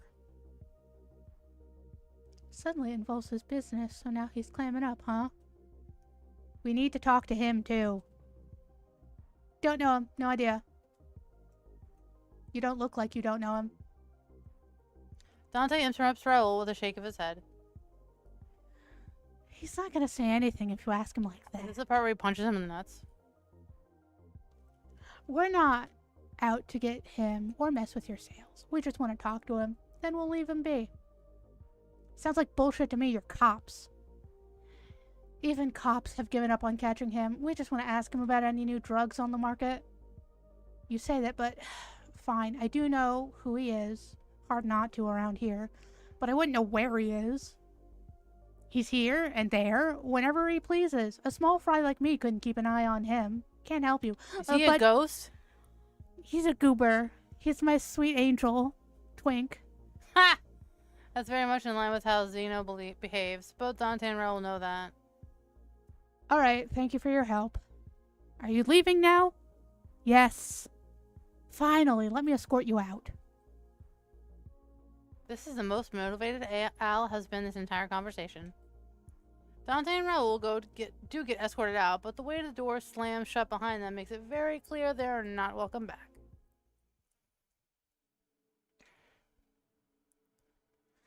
I should have punched him just once. Wouldn't have helped. I mean, for the fun of it. It's worrying that there are many more victims than we expected. Orion was right to think that something is wrong. Well, we've checked all the clubs and any other places in the area that might make sense. But since we haven't encountered anyone unusually aggressive or dead, we can't do anything else for the moment. I'd suggest you see if you can find Zeno. He's not going to reveal himself if I'm with you, so meet me at the Golden Cat when you're done. I won't try for very long. Better than nothing. In the meantime, I'll inform some people about the stranger, just in case he's involved in all this. See you later. Raoul doesn't wait for Dante to start complaining, leaving before he can get a single word in. How the fuck am I supposed to find that guy? Dante shoves his hand into his pockets, walking down the street. His best chance of running into Zeno was doing exactly that, just walking around, waiting for Zeno to show himself. If he's not asleep, who knows where, he's working at the lab, and also who knows where. And if he's not working, he's relaxing on some rooftop. Is he fucking Batman? He's more... Like Heisenberg Batman? He's a neon-colored cat. As one of the main designers for an astoundingly large circle of cities, Zeno should be a more dangerous guy, but... Even the police aren't after him anymore. There's been so many attempts to capture and keep him, but he always slips out. Not to mention that there'd just be someone worse filling in his position if he's gone. Most of the time, Zeno is friendly. He minds his own business, and he doesn't pick any fights. He's not a direct threat to others. Even a child would be safe around him. I don't trust him around a child. He sounds like a very particular sort of chemist. Ha! As long as you can make sure he doesn't feed them anything weird.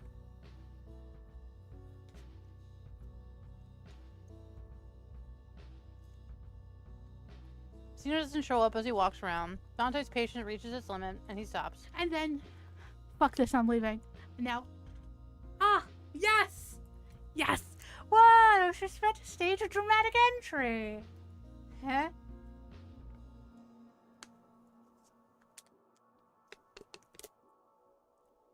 I've almost got the timing figured out, and now you've ruined all my work. Zeno, there you are. I love him. I love him. Look at him. I love him. Is he a cat? I believe he's some sort of witch adjacent person. Here I am. You've been looking for me. I have. Come down. Zeno doesn't even consider it. No way. We must stay apart, for I never know when you might turn on me, taking advantage of me, letting my guard down to arrest me. Have I ever even tried to arrest you? This whole time we've known each other? No. So I'm not gonna start now. Come down. Don't want to. I feel like our current distance is fitting. Something about the distance between our hearts. Ha! I love he has a messed up lab coat. I love this little neon freak. Are you ever going to stop talking nonsense? Zeno grabs his chest in a dramatic gesture. A cop and a criminal can't be friends. You being down there and I up here is the representation of that, get it? But we are friends. I thought we were friends. It's embarrassing to say out loud, but Dante thinks it makes sense to call Zeno a friend. They meet irregularly, but Zeno always stops to chat when he sees Dante. Even the occasional chase are nothing more than a game. For reasons Dante doesn't understand, Zeno loves running away from him. Though Dante enjoys chasing, so it does work out. Huh. Zeno's expression momentarily shifts from surprise to something else. It looks like he didn't expect that response, but is happy about it nonetheless. Like a giddy child, he starts bobbing up and down. I guess we are. Great, now that we've established that. It's quite tragic, though. Even as friends, we can't openly spend time together. My superior officer at work knows that I know you. A relationship doomed from the beginning. Stop wandering off into your own world. Then again, relationships that develop despite the unavoidable obstacles between you can be especially sweet. For a long second, Dante allows himself to just close his eyes and inhale. See it out! Yes. Get your ass down here, I'm coming up! Zeno claps his hands together. A small, colorful dust cloud appears, likely remnants of whatever he last worked on. You'd come all the way up here just to have a chat with me? We're like Sherlock and Lupin. True freedom lies in breaking the chains of societal expectations. We are two people who can't be together, can't be apart. We don't care what the world thinks. What the fuck are you saying? I need a damn beer. If you make me climb up to you, I'm going to break one of your bones for every second you've wasted. Up on the roof, Zeno cocks his head. You're so serious today. He gets up and steps off the ledge without a second thought.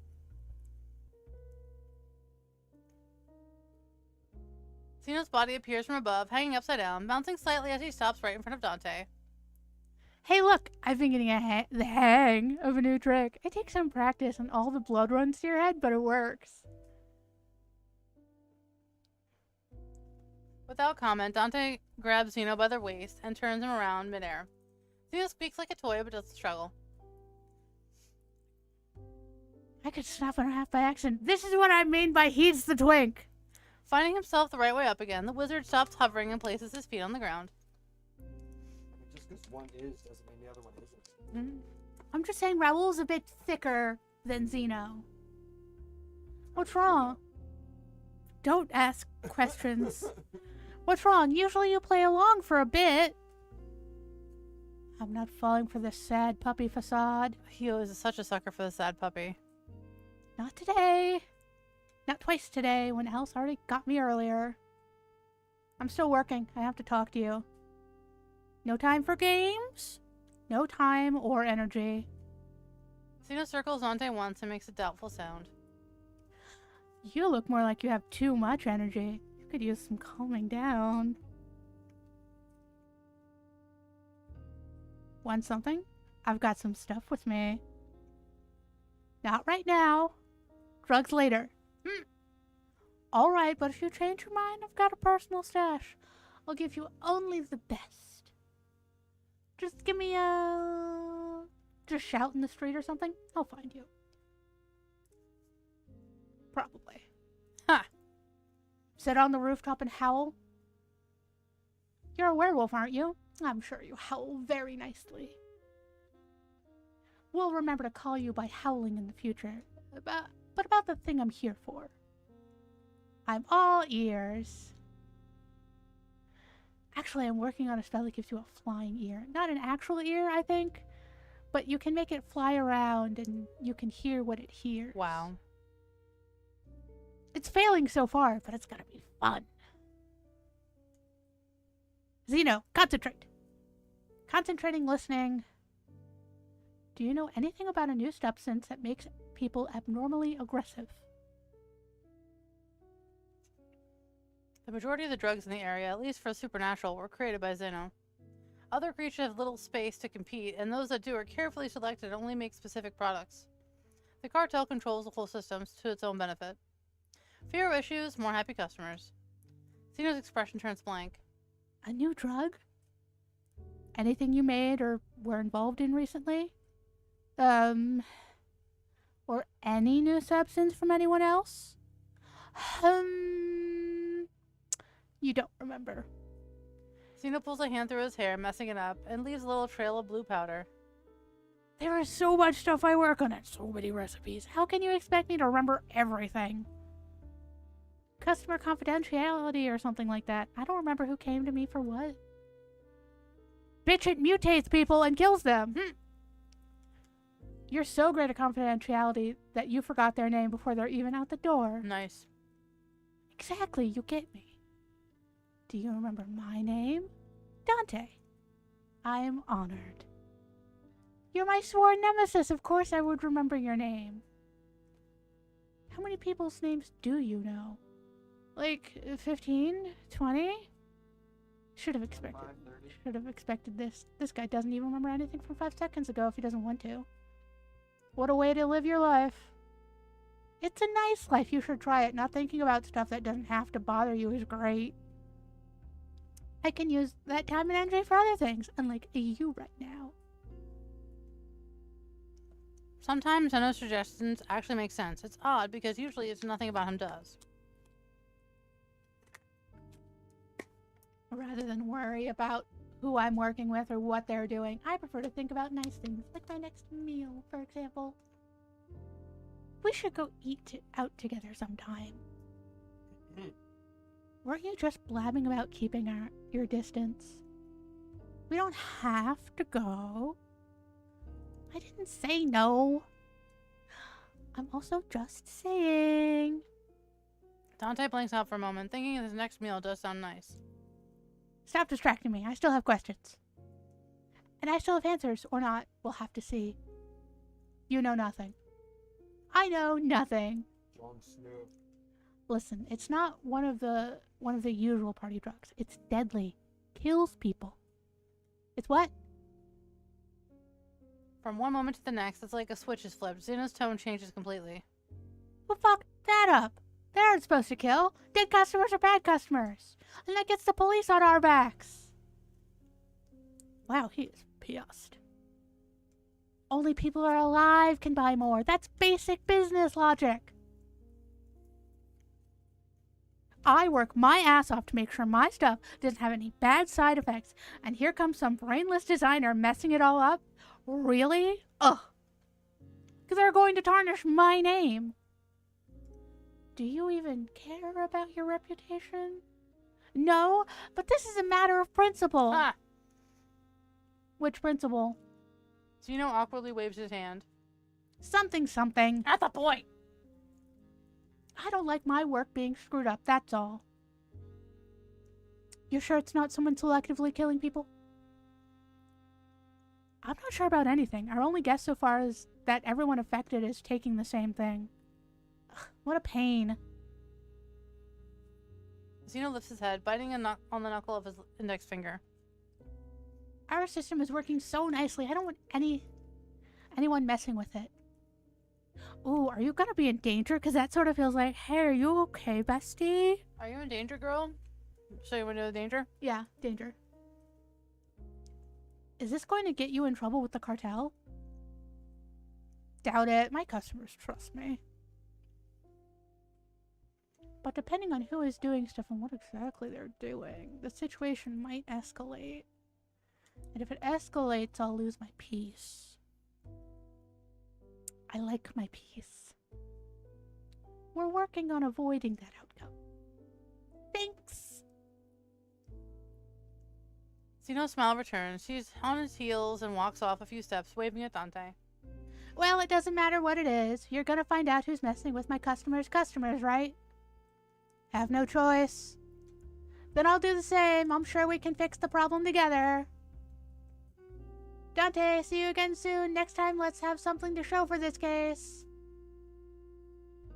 Zeno does a little hop that lands him in midair again, quickly taking him up to another roof where he vanishes off into the night. You say that, but you're not gonna remember, are you? Can't tell if he's a genius or an idiot. I love my little idiot savant. At least he oh, this is your line. At least he managed to find Zeno and hear what he had to say. But I'd have liked something more useful. This whole night has been a waste. Doesn't help his mood. Dante rubs his head over his face. Whatever, I did my work. Raul should be waiting for me. Time to... Oh, sorry. Raul should be waiting for me. Time to finish up for today. It takes a moment for Dante to find his way, but soon he's walking down another valley to get to the bar.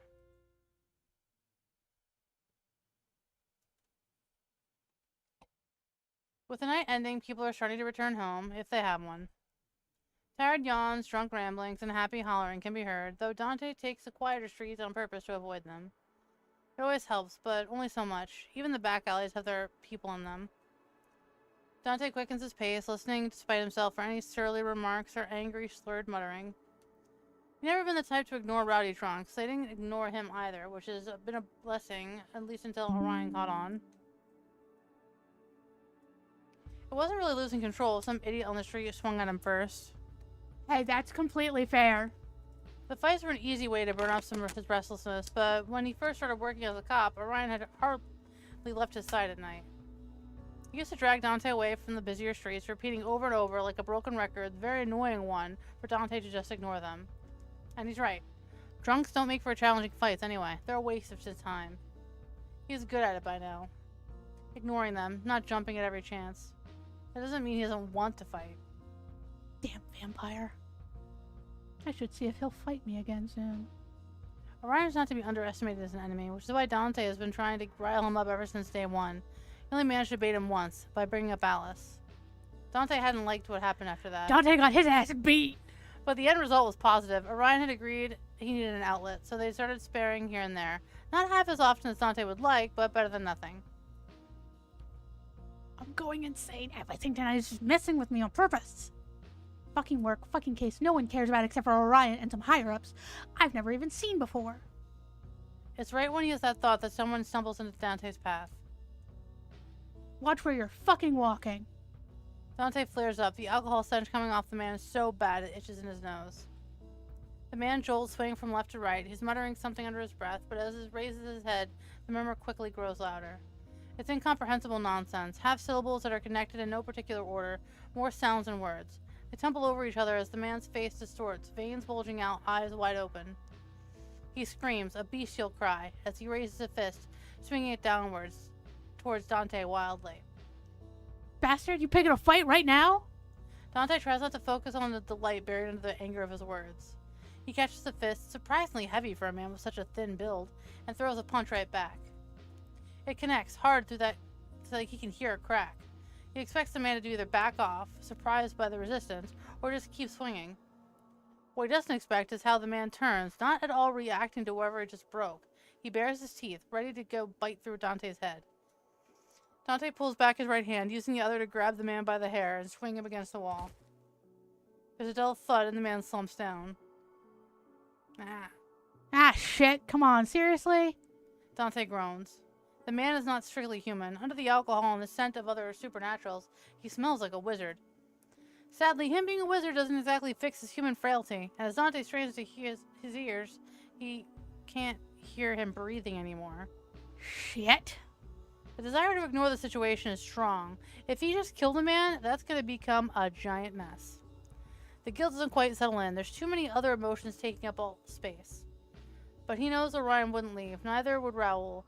It's neither of them, so he won't be able to look at them in the eye if he doesn't take care of this. Dante kneels in front of the body, quickly checking the man's situation. The impact against the wall was not bad enough to kill a person. The punch before that was worse, and even that appeared to have only broken the man's nose, doing no further damage. No, the man shouldn't be dead, but here he is. Ow, what the fuck? Throws a punch at me first, then has the audacity to die in front of me? Son of a bitch. That's a real bitch move. Wait. Dante scoots at the corpse. Aggression followed by sudden death? No way, could it be? Dante reaches out to touch the man again when... Dun-dun. Dante whips his head around, staring down the street. Seconds pass, but what he first thought was the sound of a single, isolated step doesn't return. This night can't get any weirder. Oh, Dante, don't say that. He sighs, returning to face the corpse. Hmm. He doesn't get to focus on it. This time, it's not an unknown sound. It's a voice, coming right next to his ear. Wasting no time to think, Dante throws himself in the opposite direction, scrambling to his feet and distancing himself from whoever has managed to approach him without even audibly breathing. There's no smell to warn him of the stranger's presence. They smell like nothing. They're just suddenly there, looking at the dead person and then turning their attention towards Dante. He knows the stranger's looking at him without seeing their eyes. Ice seeps into... Whoops. When the hooded figure straightens, their clothes rustle, but that's the only sound around them. This person is tall. Wears some odd dress, oriental or whatever, hood over his head. Everyone who's seen him says the same thing. He's scary, intimidating. Made them freeze up and want to hide, even when was just passing by. The guy that club owner talked about. The man is tall as described, and his clothes are indeed just as odd. Considering the circumstances, he's certainly someone that needs to be interrogated, but... Terrifying. He's terrifying. Al's description sounded like an exaggeration. Unexpectedly, he was right. The sheer presence of this man made even Dante want to hide away. But at the same time... How fascinating. I've never met anyone like this. He doesn't like to bow down, not even when he's intimidated as he is right now. A different side of him pulls in the opposite directions, ultimate rendering him to complete motionlessness. Flight. Until the hierarchy is established, then there is no surrender. A hellhound does not lower their head to someone who does not earn their submission. Submit. Because a fight is not necessary. This person being creature is far above him. It is stupid to not understand this, and accept another's strength is not shameful. His human side, quiet till now, chimes in. When you see someone scary, isn't it better to run?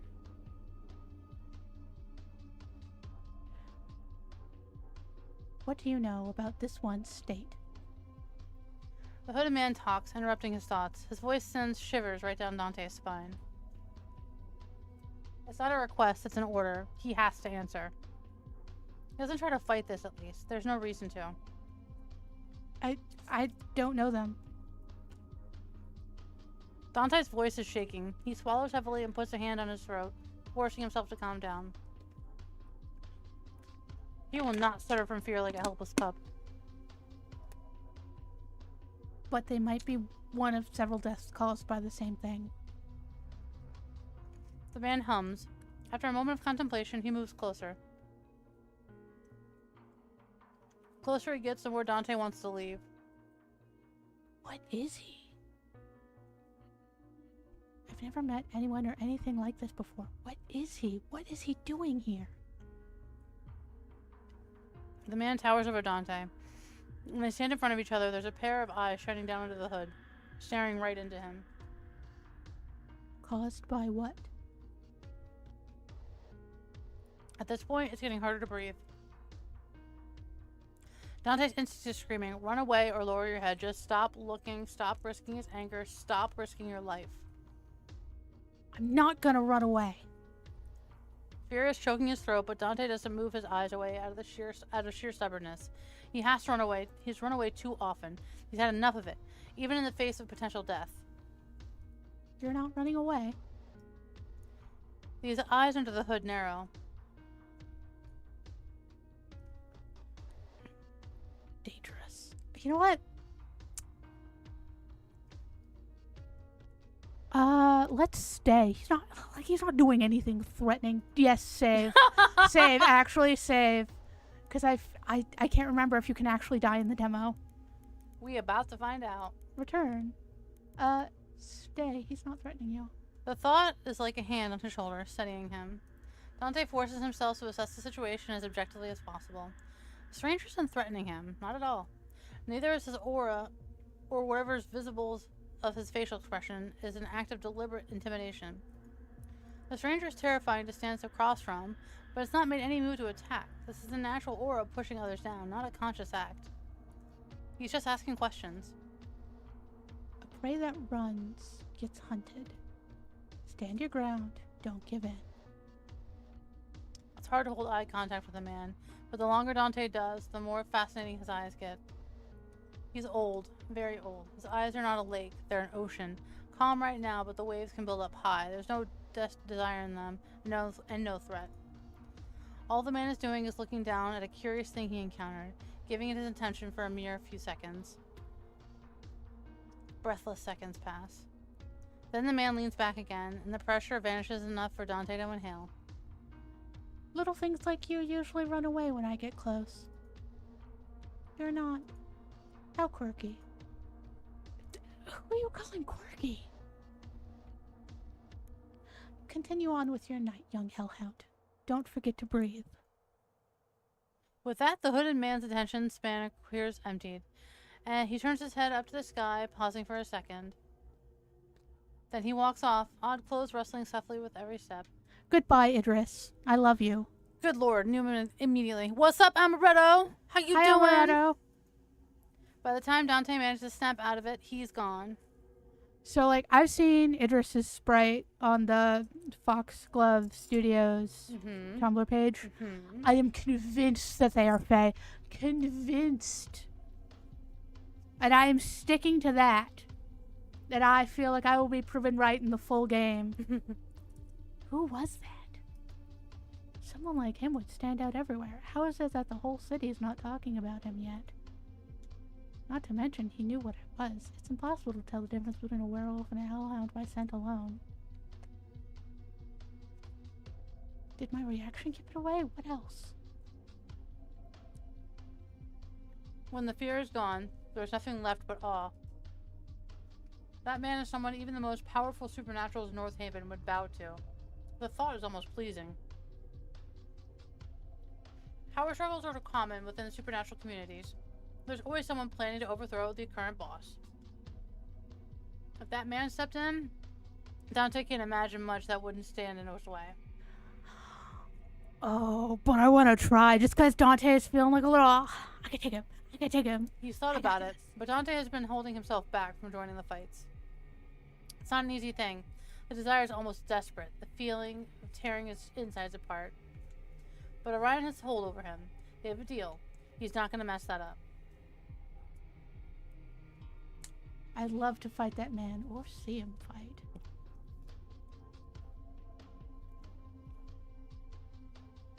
Even if the chances are slim, even if I don't survive it.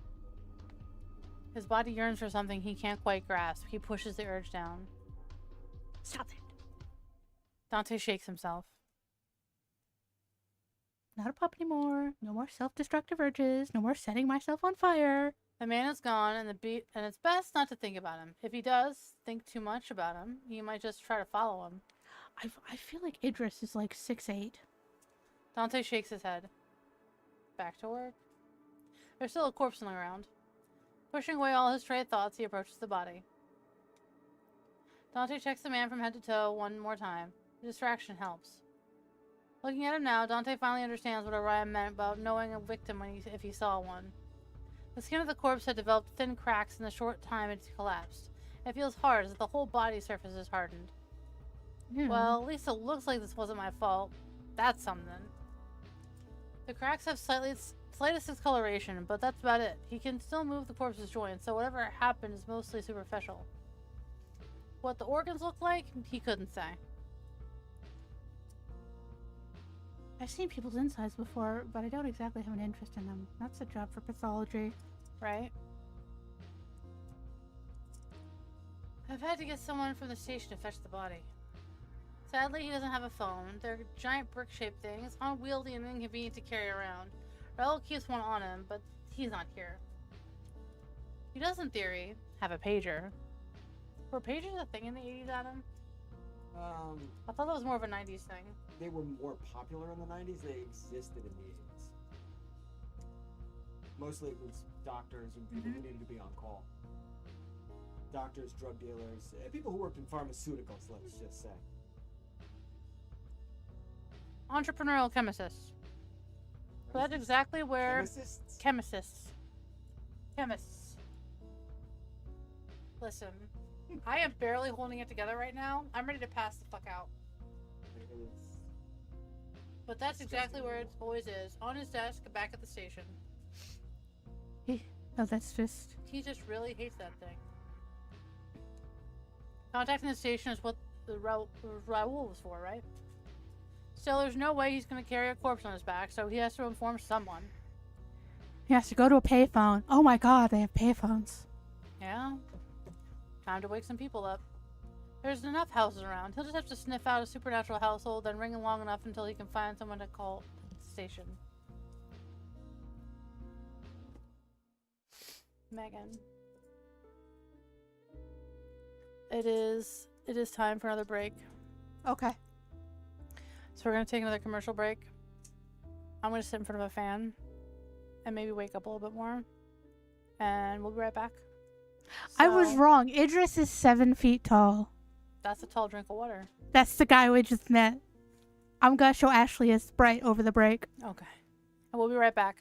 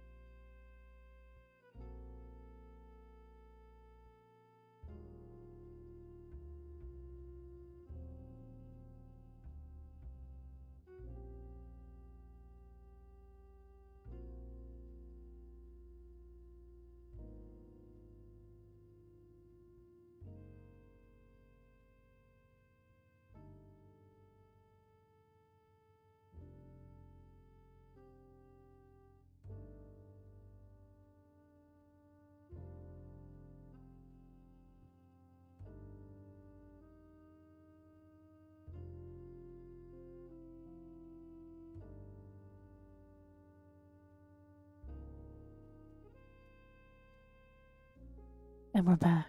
Yeah, and we're back. Thank you for staying with us. I feel this music is just very stimulating and noir. Listen, if I Walk- had my choice, if we play Dante's route, I love Iridis. I love them. I think they're fae. But I adore Zeno. There's a little imp. little imp of a twink. And they're all fucking neon and shit, and they're like, drugs! But drugs! I love well, he's not technically a drug dealer. He's a drug designer. Entrepreneurial pharmacist. Entrepreneurial pharmacist. All right, so last we left off, Dante went into a bar. Yeah. And this bar is looking familiar from our last playthrough. That's because they're at the bar from the last playthrough. Ah, where they met up with the other characters. Yeah, where they met up with the other characters. No annoyance can fight against the power of a police badge. Poor couple Dante woke up wasn't happy, but neither was he, so they made the phone call obediently enough. Bro, was there not a payphone? Having You know what? That motherfucker probably done got change. Probably. Having gotten confirmation that someone was coming, Dante decided his day was over. Like, literally, he could have gone to a payphone. I want to say England, England, which is where this game takes place, is 999. He could have just gone up to a You know payphone, hit what he could have 999. gone? He could have gone to the fucking bar and used their phone. He didn't have to wake anybody the fuck up. He could have gone to the fucking bar. Well, no, he had to confirm that he was getting the body cleared up first. Okay, I get it. Yeah, All right, but he you still got me. Yeah, this is the 80s. There's a payphone on any corner. I guess not. Not in this town. Not in this fictional town. So, Megan, line. So a couple will make sure no one steals the corpse. The bar's still open. When Dante enters, there's a handful of people sitting here and there. The Golden Cat is his favorite bar. It's a cozy place, frequented by both supernaturals and humans in the know, which is perfect for enjoying a beer after a long day or night of work. A bit further inside, Raoul is waiting for him, sitting with two people Dante recognizes. Guess it's good that he had company while he was waiting. Halfway decent company, even. Oh, they're halfway decent. You can consider Edgar good company for Raoul. They're both decent people with morals and all that. Cersei, probably not so much. The bar isn't that big, so they notice him the moment he enters. Dante feels Cersei's eyes on him and involuntarily rubs his arm, wherever the hairs are standing up. Bro, is he scared of Cersei? He takes a breath to calm himself. He's scared of Cersei. Cersei is very forward. She's a milady of the highest caliber. Nothing happened. Dante stops at the bar to order a drink first. He can hear Cersei talking about him. Is he avoiding us? I think he can hear you. Yes, that was the point. Kitty. This is a wonderful splash page. He ignores her for now, reaching to pet the cat sitting on the counter. She's the namesake for the bar, and probably the only cat that doesn't care about getting petted, even when the one doing it's a supernatural. Cena purrs as he strokes his fur, leaning into the touch. She's warm, small, and weak. Complete opposite of the man just now. You know what? I bet Dante runs really warm, so cats are like, cuddle time. A rough tongue lifts the tip of his finger. Cena experimentally gives it a bite to see if it's not something edible, and turns away in distaste when it's not. Bold kitty. Not even worried I might hurt you, huh? Yeah. He scratches her ear, but in a classic cat-like manner, the animal suddenly decides she's had enough and jumps off the counter. As she vanishes somewhere underneath the tables, the bartender returns. Here's your beer. Thanks. Beer in hand, Dante finally joins the group waiting for him.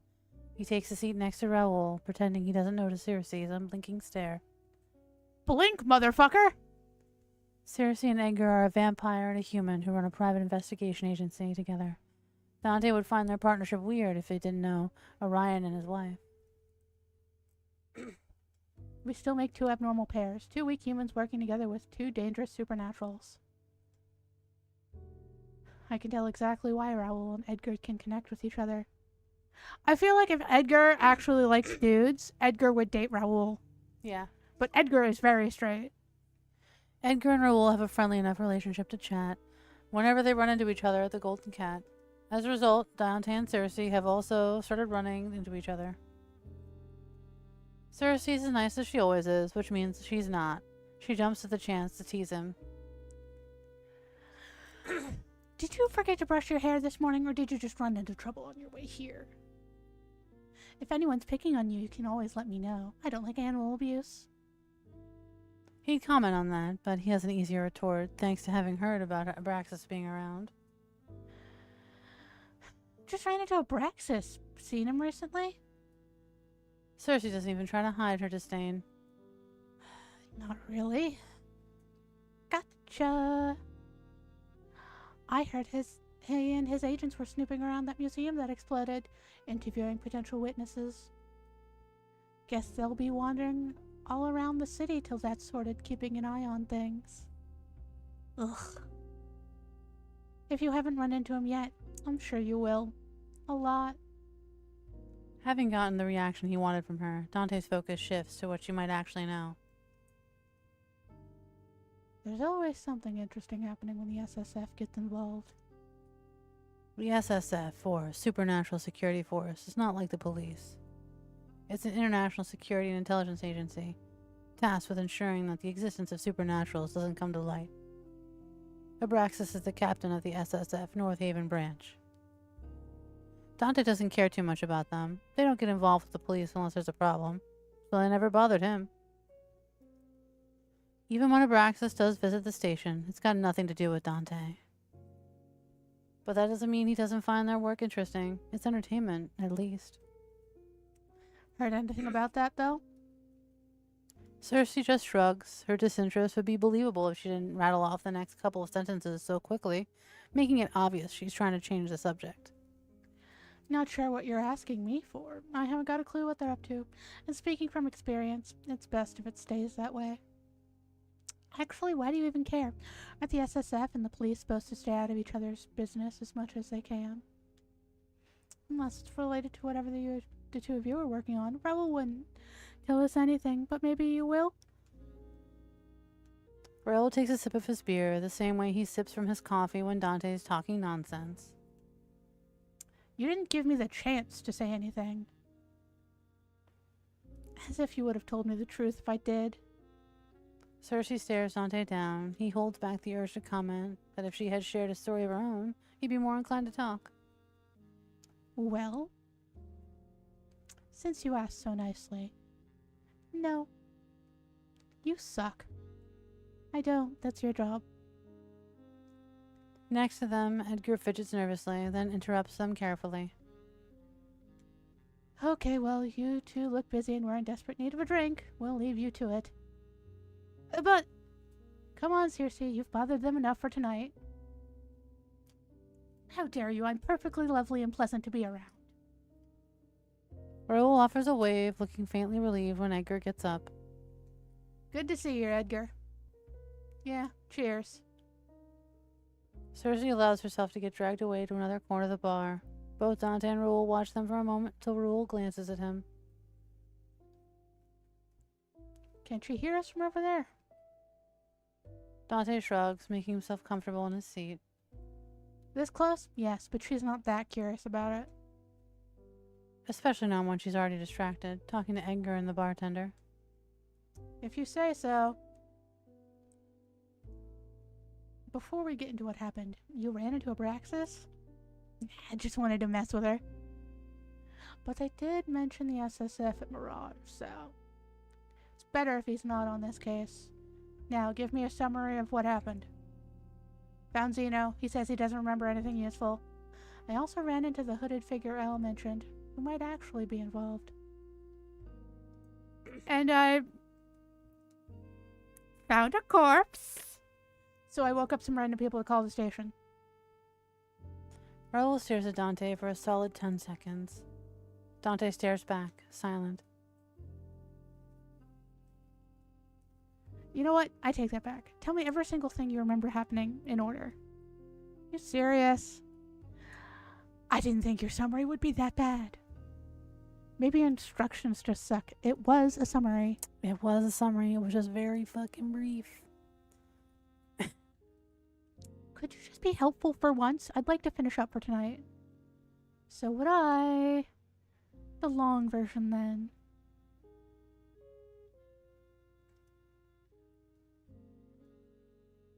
Partway through his retelling, Raoul starts to frown. Now he's tapping the table, eyes closed in thought. Dante waits, letting him sort out whatever's going on in his head. Did we get another drink while he's thinking? Oh, done.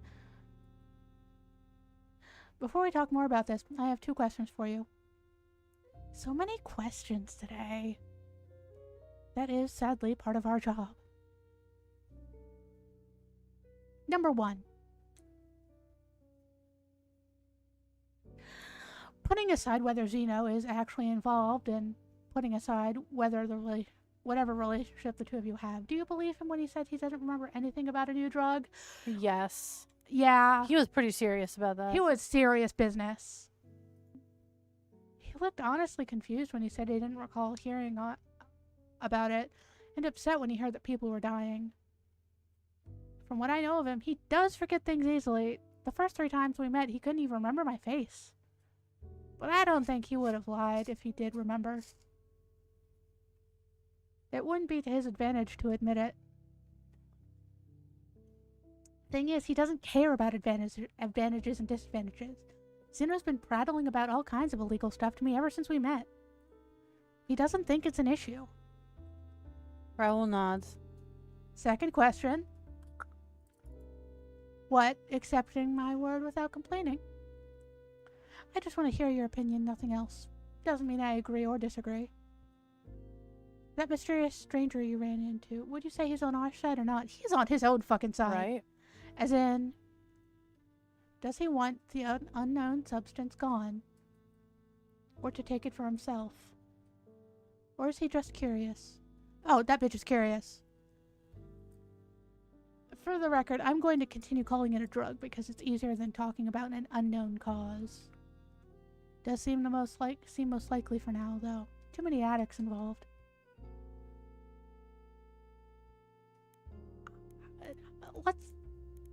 We'll say he's not involved at all, because I'm gonna go that's when he's just curious. I have my doubts that he's related to this in any way. I know you didn't mean it seriously, but I do think he could be checking out of curiosity. Is that something supernaturals do? Poke your nose into dangerous stuff for fun? Yes. Yes, it is, Raoul. The long-lived ones? Yes. The longer you live and the more power you have, the easier you get bored. It could be fair to assume he wanted a distraction from his daily life. I didn't meet him, so I'll take your thoughts into account for now. What do you think? I think that we should avoid a stranger who might be dangerous unless we have a decent reason to assume that he's part of this situation. I haven't ever seen you worry about another supernatural strength. This is the first time. I don't think we want to run into him again. Dante both agrees and disagrees with that. As for Zeno, maybe he doesn't remember anything, but he knows something. The chance that any substance in North Haven passes him by unseen is just too low. It's not like Zeno filters who he works with. If you've got money and time, he will take the job. Let's start by tracking down more dealers. If it is a drug, someone has to be selling it. Well, not necessarily. They could be cutting it into a drug. Yeah? Don't I get a say in this? You do. I've said what I would do. What about you? How do you think we should approach this?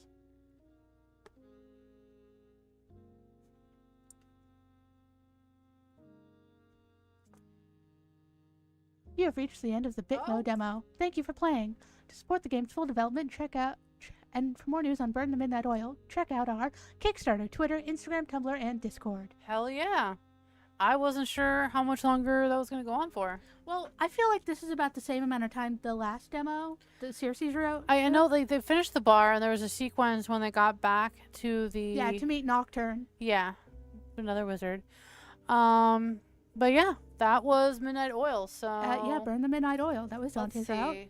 I think there's 9 days left on the Kickstarter, and we do have the Kickstarter linked on the Blue Sky post for tonight's stream. I what are you will gonna do for the put next hour and a the. We're gonna end early. It's not an hour and a half. It's 8:30. We end at 9. You guys ended at 10. No, we end No, at 10 on that's for Baldur's Gate because we Baldur's started Gate. 7. We end at 10. Don't mind me. I forgot how my computer works for a minute. I need to like sleep before the days we have a show because I'm like, I'm dead, man. I mean, to be fair, you get home from work and then we stream. Yeah, I need to be a big girl and do my job. Perhaps you could go to sleep earlier before work. Yeah. I have this sense that you're. Security, you could sleep out. No, Just teasing. I would get so fired. I have this sense that you've been up all night playing Rogue Trader.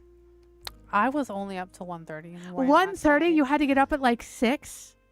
There was last week when I was up until 4 a.m. playing Rogue Trader, but we're not talking about that. I might have 90 hours clocked in the last 2 weeks. I have. That's an 'cause you had to restart the game because addiction. you- I didn't have to. I chose to, and that was actually the second time I ran the game through again. Yeah, because she keeps messing up the romance plot for this guy. Listen, Heinrichs is endgame. Why didn't you Every timeline is Heinrichs, and that's just Okay, that type of is not Burn the conversation. Midnight Oil. No, it's not. But you started it by talking about sleeping, and it descended into madness from there. Anyway, here's what their Kickstarter page looks like. Yeah. And our faces are different sizes now. Anyway, so that's their Kickstarter page. Yeah, that's their Kickstarter page. They got 7 days to go. They're looking to reach a $100,000 goal. They've gotten 60,000 so far, so they're a little bit over halfway there. So if you got some extra coins to toss their way, Yeah. just help them out. I like the art style. Yeah, I really like the art I like style. the H key. H key is one of my favorite parts. You can hide the text box and look at the handsome men or handsome women. Listen, Amrado. I still game like I'm 25. It's a problemo. If I left to my own devices, I will play until like 5 in the morning. I'm like, ooh, I need to stop and maybe take a nap. Not like I do anything on the weekend, which I prefer. Listen. Life is really expensive right now, so I am just hanging out with my backlog of games. Unfortunately, I've been so obsessed with Rogue Trader that I have not purchased anything recently. So we'll call that a win. Yeah, it's saving you money, definitely. Mm-hmm.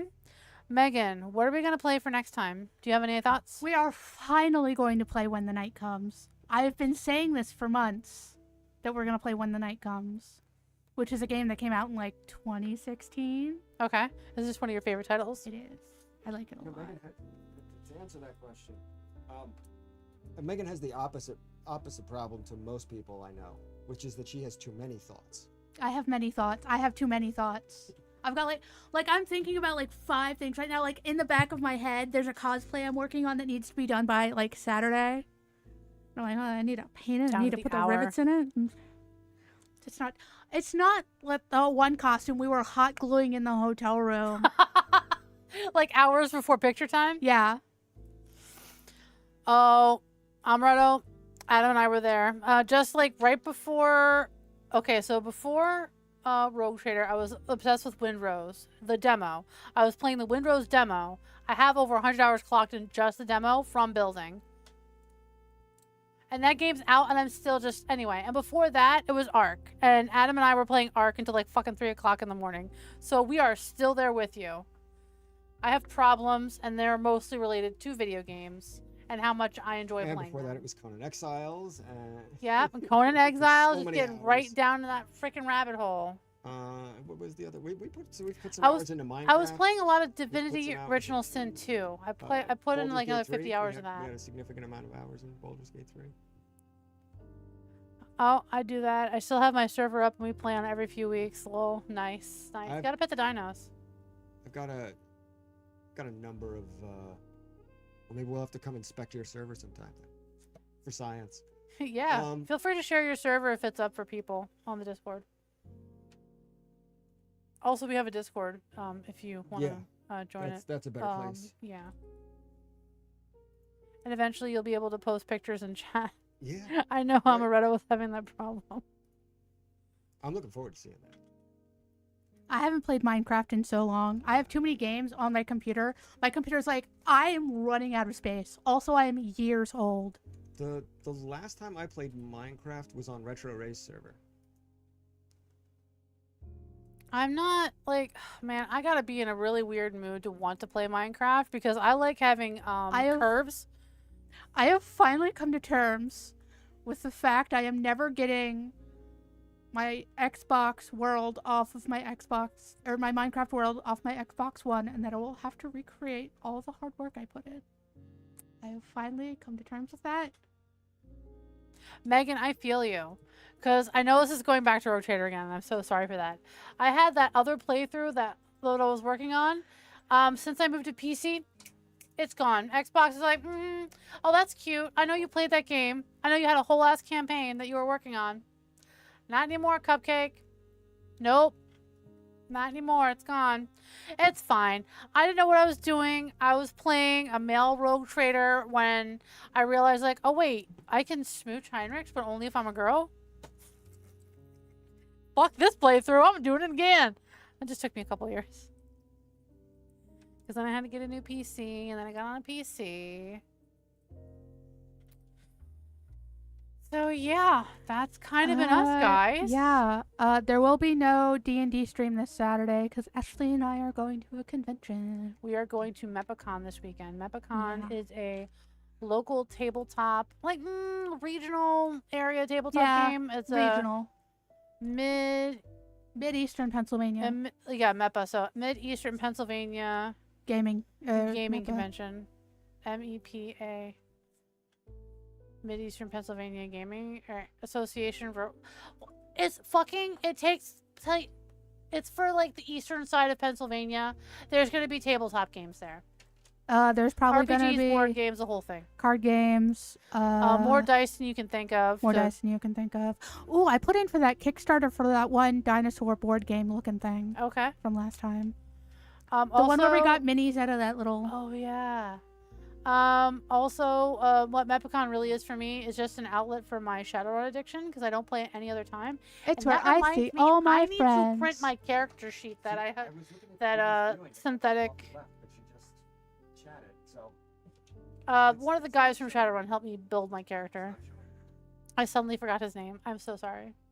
Thank you for your assistance, good sir. But yeah, I think this is the end of our stream tonight. Yeah, we're just fucking babbling. Yeah, now. we're ramping for time that we don't need to. Yeah, we're just kind of hanging Um, out. I mean, Amara's like chilling with the music. Oh, this music is really the vibe right now. First of all, this is how you normally should end, rather than just boom, bye.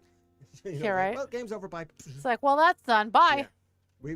There's usually no, I don't know, not preamble, post-ramble, post-amble, Well, this is definitely post rambling. post-amble. Post game debrief. Yeah, post game debrief. Whatever that thing they have on ESPN after a football game ends. Yeah, the post game show. Yeah. Yeah. It's The Talking Dead. Shots Oh yeah. Machina? After The Talking Dead, after The Walking Dead. Oh yeah. Did we see that being recorded once? I feel like we might have. Live? No. No, it was at that zombie convention. In That fact, was- Scranton, they In had fact, Talking Scranton? Dead. No. There were two people from The Walking Dead who were, spoiler, were about to die. Yeah. We didn't know they would. Well, one I think that was already dead was the little girl. Yeah. Was, The little girl from the from beginning. barn. Yeah. I forget her name, but the little girl that was in the barn at Herschel's farm. Yeah. There was something quietly tragic about But, that convention. Bless its yeah, heart, it she tried was- so hard. She did not look like she knew it. But the other one that was there was T-Dog. Yeah. Was there.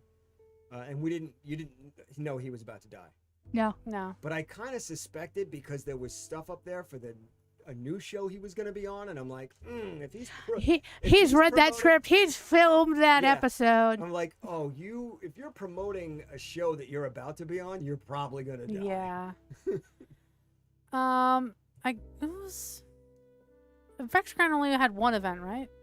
Well, it might have had We two. had several, but like we only went to the first one. Yeah. The first one was at a school, and they brought like the military trucks and Oh. stuff. That was listen. It was quaint. I enjoyed It was magical. I would have gone to the other one. We didn't there were logistical reasons. Yeah. Yeah. The other ones. It's like the same reason I don't go to the PA Ren Fair. Logistical reasons. Yeah. I'd go, We were definitely one of the best dressed in the whole convention, next to the Yes. Umbrella Corporation Us guys and that the were Umbrella marching in Corporation, unison. yeah. And the one Yeah. guy that was from like some other event that was Yeah. walking around. Yeah, like he was just like in this plague doctor get up. Yeah, like Clockwork Plague Doctor. Yeah, which was pretty cool. Steampunk? We all dressed up as zombie Steampunk? hunters. Yeah, I was the medic. Adam had like these paper mache zombie heads he had slung over his shoulder from I Tyus's think everybody had birthday. some, I think. Huh? Yeah, Yeah, because yeah. you made a bunch of them for Tyus's Tyus's one birthday party. Birthday party, yeah. Because I hung them up in the woods and then gave them Nerf guns and I said, "Go hunt zombies." It was like a Yeah. little Oh my God, he trail, had and they would- so much fun. You know, Yeah. my first thought when you said that was, ooh, poison ivy. No, Poison ivy. those are well trodden paths. Okay, that I are was sent like, them down. oh, poison ivy. Yeah, Adam spent a lot of time working on those. I am paths in the back of the traumatized by house. poison ivy because when I was in like 9th grade, I was on a school trip and the bus windows were open and I came home. Ashley, do you remember this? My entire head was covered in poison ivy blisters. Oh wow. We went to Philadelphia, a museum. I didn't go near poison ivy. But I had because this But God was- said, this "Fuck was, you." I mean, this was probably like 2012, 2013. So Mm-hmm. I handmade a bunch of pinatas that were all the Avengers heads. Okay, Remember yeah. that? Except for Black Widow, because then it would have been like just random person's head. It was just a Yeah, black- it that's was a right. black- I do remember it was that. black with the Black Widow. symbol Yeah, on it I remember instead that. of it Yeah. being- And for Hawkeye, I did like the old school comic book look. Mhm. And because I had done a bunch of research, because usually, traditionally in Mexico, when they do pinatas, they don't do a pinata, they do a bunch. Yeah. And not all of them have prizes in it. Some of them have surprises. Didn't we have like So the toy Incredible bugs? Hulk was full of like shaving cream, and I think there was another one that was full of water. And Kal-El was the one who found busted open the Hulk, and he just like got, oh my God, the poor kid was freaking out. He's like, ah, because he's blindfolded and he's got like something oozing on him, and he was like, what the fuck? And that was the one where they were rolling around the giant inflatable ball. Yeah, for 5 minutes. So before it's like a child-sized lost gerbil structure. ball. You Yeah. can put your child in and just roll them in the yard. Listen, that- if I that ever lasted get for married, about 20 minutes. Yeah, then it pops. It's fine. It's had it served its purpose. if I ever get married, there will be pinatas. Are they going to be attached to people though? No, Damn. we're not beating people. Damn. Come on. But I'm gonna put like cool stuff in pinatas, like obviously candy. Yeah. But there's gonna be like other shit that's like small. Mm-hmm. I have one filled with condoms.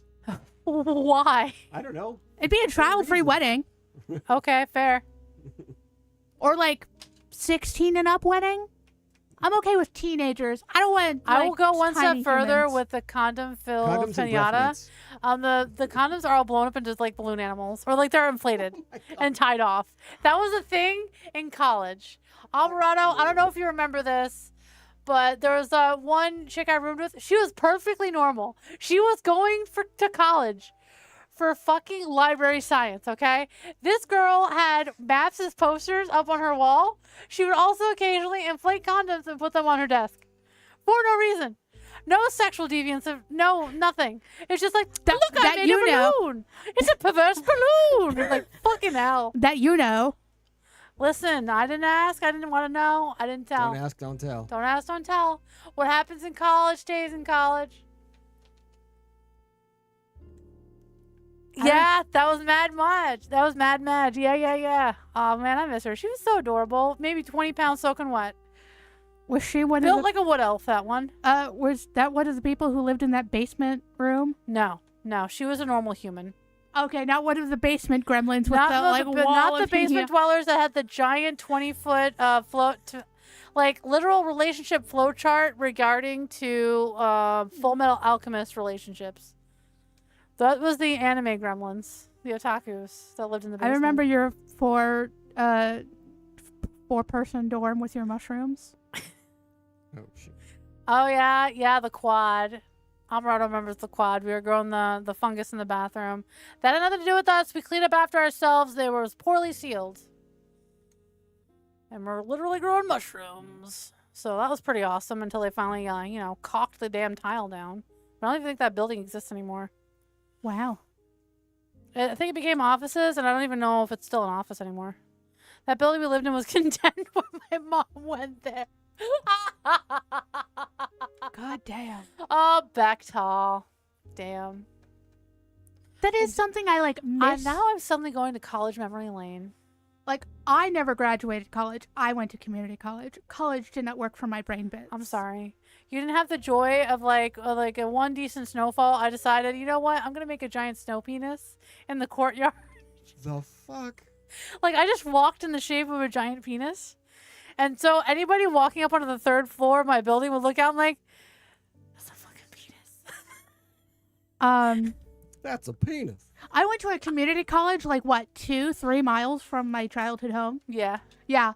Yeah, so I was really just having the college experience. If I went to an actual college, I had to go. I remember having to drop you off at that college. I had to go to the college that was 10 minutes away from my house because I live kind of vaguely in a college town. Adjacent to a college town. So, like, and if I went to that college, I couldn't live in the dorms because I would only live 10 minutes away from the school.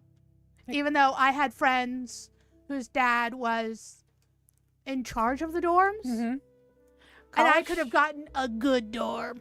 College gets weird. I mean, there was this one It was spot a good that dorm. we occasionally had parties at, and it was this apartment that we called the brothel, and it was aptly named. It was so crazy. That was the craziest time. I think I was at like a fraction of a frat party once, and I'm like, this is weird. It's all a bunch of like dudes drinking shitty beer. Bye.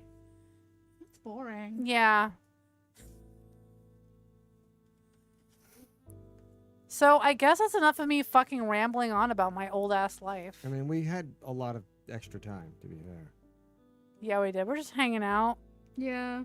See, the room was like 90 degrees a little bit ago, and now it's And I was cooled like down. dying. Well, it was very obvious on screen. I'm like, But and then Cersei approached the door. the air conditioner was unblocked, and now we're okay. For the most part. But now I have to I didn't go. want to immediately pass out. It's Just like, like comes I and had goes. an army crawl across the floor to be like, let me check and see if that vent. And that's why we love you. Adam is our beautiful, beautiful, beautiful producer. Thank you, Adam. My terrible knees. So handsome. So that's it for us, man. The All next right, time what you'll have we got see us. coming up? Let's plug some things first. Good God. Next then Thursday is it's more gonna- Baldur's Gate 3. I'm probably gonna find something to play in the meantime, just so something exists. Yeah, because on the channel. because we're 'Cause we're our doing editor this- got backed you're- up. You guys are going to Mepicon Saturday. Yeah. Maybe you guys should do something, even if it's only like 5 minutes, just from Ashley's phone. Do something for 5 minutes. Oh, like On at the convention. hotel Wi-Fi, we'll try. Well, I do have those fucking mobile mics that I got and still have yet to use I and know. validate their Yeah. purchase. Yeah. I know, Yeah. but I'm just saying it might be hard on the hotel Wi-Fi. Oh Right. damn, we're collecting more Well, you might viewers and use we're. a date. I appreciate all of you. Thank sorry. you. We Give it a love try. you. Give it a Mwah. try. It'll be a good test. Yeah, we'll try. Ashley, remember the microphones for the convention. Yes, ma'am. I Well, gotta I'm remember not to going, pack for but, the fucking you know, convention. I'll be there. Oh, in I haven't even done my laundry, so I can pack for the convention. I have to finish Yeah. my costume I first. have so much stuff to do, Megan. It's a lot. I have a costume to finish, so that's a lot for me. It is a lot. And I have What's your costume, Megan? to Rick O'Connell from The Mummy and The Mummy Returns. Fuck yes. I have to finish his holster. By finish, I mean I have to put some rivets in it and I have to paint it brown because the vinyl I'm using is And may black. the weather ever be in our favor because we need to finish dyeing that fabric for my Warhammer cosplay, bitch. Yes, we do. Do I dare discuss what I'm going to be? A commissar. Guys, I'm going to be a fucking commissar of the Astra Militarum. A graduate of the School of Virginium. The fuck?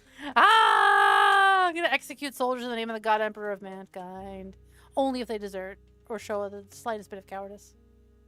Or they piss me off. Bolter to the back of the head. What if Heinrich shows cowardice? He would never. Are you kidding me? He's more of a hard ass than my commissar is. That boy doesn't even remember how to be a fucking human. I have to train him in how to be a people again. He doesn't even know what emotions are. His whole thing is like, let me just be angry all the time. And I'm like, sir, I just mentioned future 40k chest, which is called regicide, and you just went, I saw that. I saw that little ooh moment. You'd be like, ooh, someone started a game over here. I want to see it. I'm like, yeah, okay, you're a real hard ass, sir. Fucking liar. The real one? I heard him. He's so wonderful. He's like your knight in shining armor. And he just was in denial like half Very the game. bloody shining armor. Listen, the way to my heart in Rogue Trader is you slaughter a group of heretics and for like one turn he's killed 20 dudes. I'm like, oh! I do. I'll have 12 children. It's fine. We'll repopulate the whole planet. We're good. Yikes. I mean, not that I haven't felt that way about characters, but also like me personally, children. Ooh. Only my You have to character would grow say that. those. It would be different because I'd be a rogue trader, so money is no object and I could do whatever the fuck I want when I want. To be fair, the character in question that I was like, I would have 12 children for you, sir, is a god, technically, and like, he doesn't gotta worry about money. He doesn't gotta worry about money. Like, my future generations, thousands of years down the line, would never have to worry about money if I was a rogue trader. Like, you're so rich, you don't even have money. You have what's called a profit factor. You have prerequisites in which people give you shit. You're basically Space Jeff Bezos on a fucking ship flying through the cosmos, and you own millions of planets. It's ridiculous. I love it. I could be the stupidest person on the planet. Or in the galaxy, I should say. So they get to insult people. And it's funny. Alright, we should go. Yeah, we gotta go. That's enough of that. Thank you for hanging out with us. We appreciate you. We might see some of you Saturday if we do a little quick stream. Yes. Yeah, have a good night. Yeah. Mepicon, it's good. Where is it, Megan? Where's Mepicon this year? Fucking... Brenningsville. It's in Brenningsville. The Marriott in Marriott Brenningsville. in Brenningsville. Off the exit. Look, MEPACON, Mepicon. I'm you wearing a shirt. If I'm you wearing a like shirt Dungeons from them. and Dragons, Or Pathfinder. or like Just any other any board okay, game. this one in particular, not Monster of the Week. There's no because you Monster were of the the only Week one this that runs time. Monster of the Week. I'm the one who does Monster of the Week. I didn't get my shit in time. You There's need to no get your Monster shit of the Week. together. I didn't know they were gonna have a cutoff. They never had a cutoff before. That's because too many people want to play games. That's because too many people want free tickets. Let's be real here. Listen, things are expensive. But I will fight. I will fight for my free ticket next time. I'm gonna try and get a free ticket next time too. I gotta learn how to run my Cthulhu. You gotta Old write your school. Cthulhu. I have it mostly written in my head. I just need to figure You gotta out. put that shit on paper. Yes, I know. Okay. All right. This is actually us. Okay, leaving now. this is us leaving now. It was lovely talking to you all and playing this game. Yes. Have a great night. We'll see you when we see.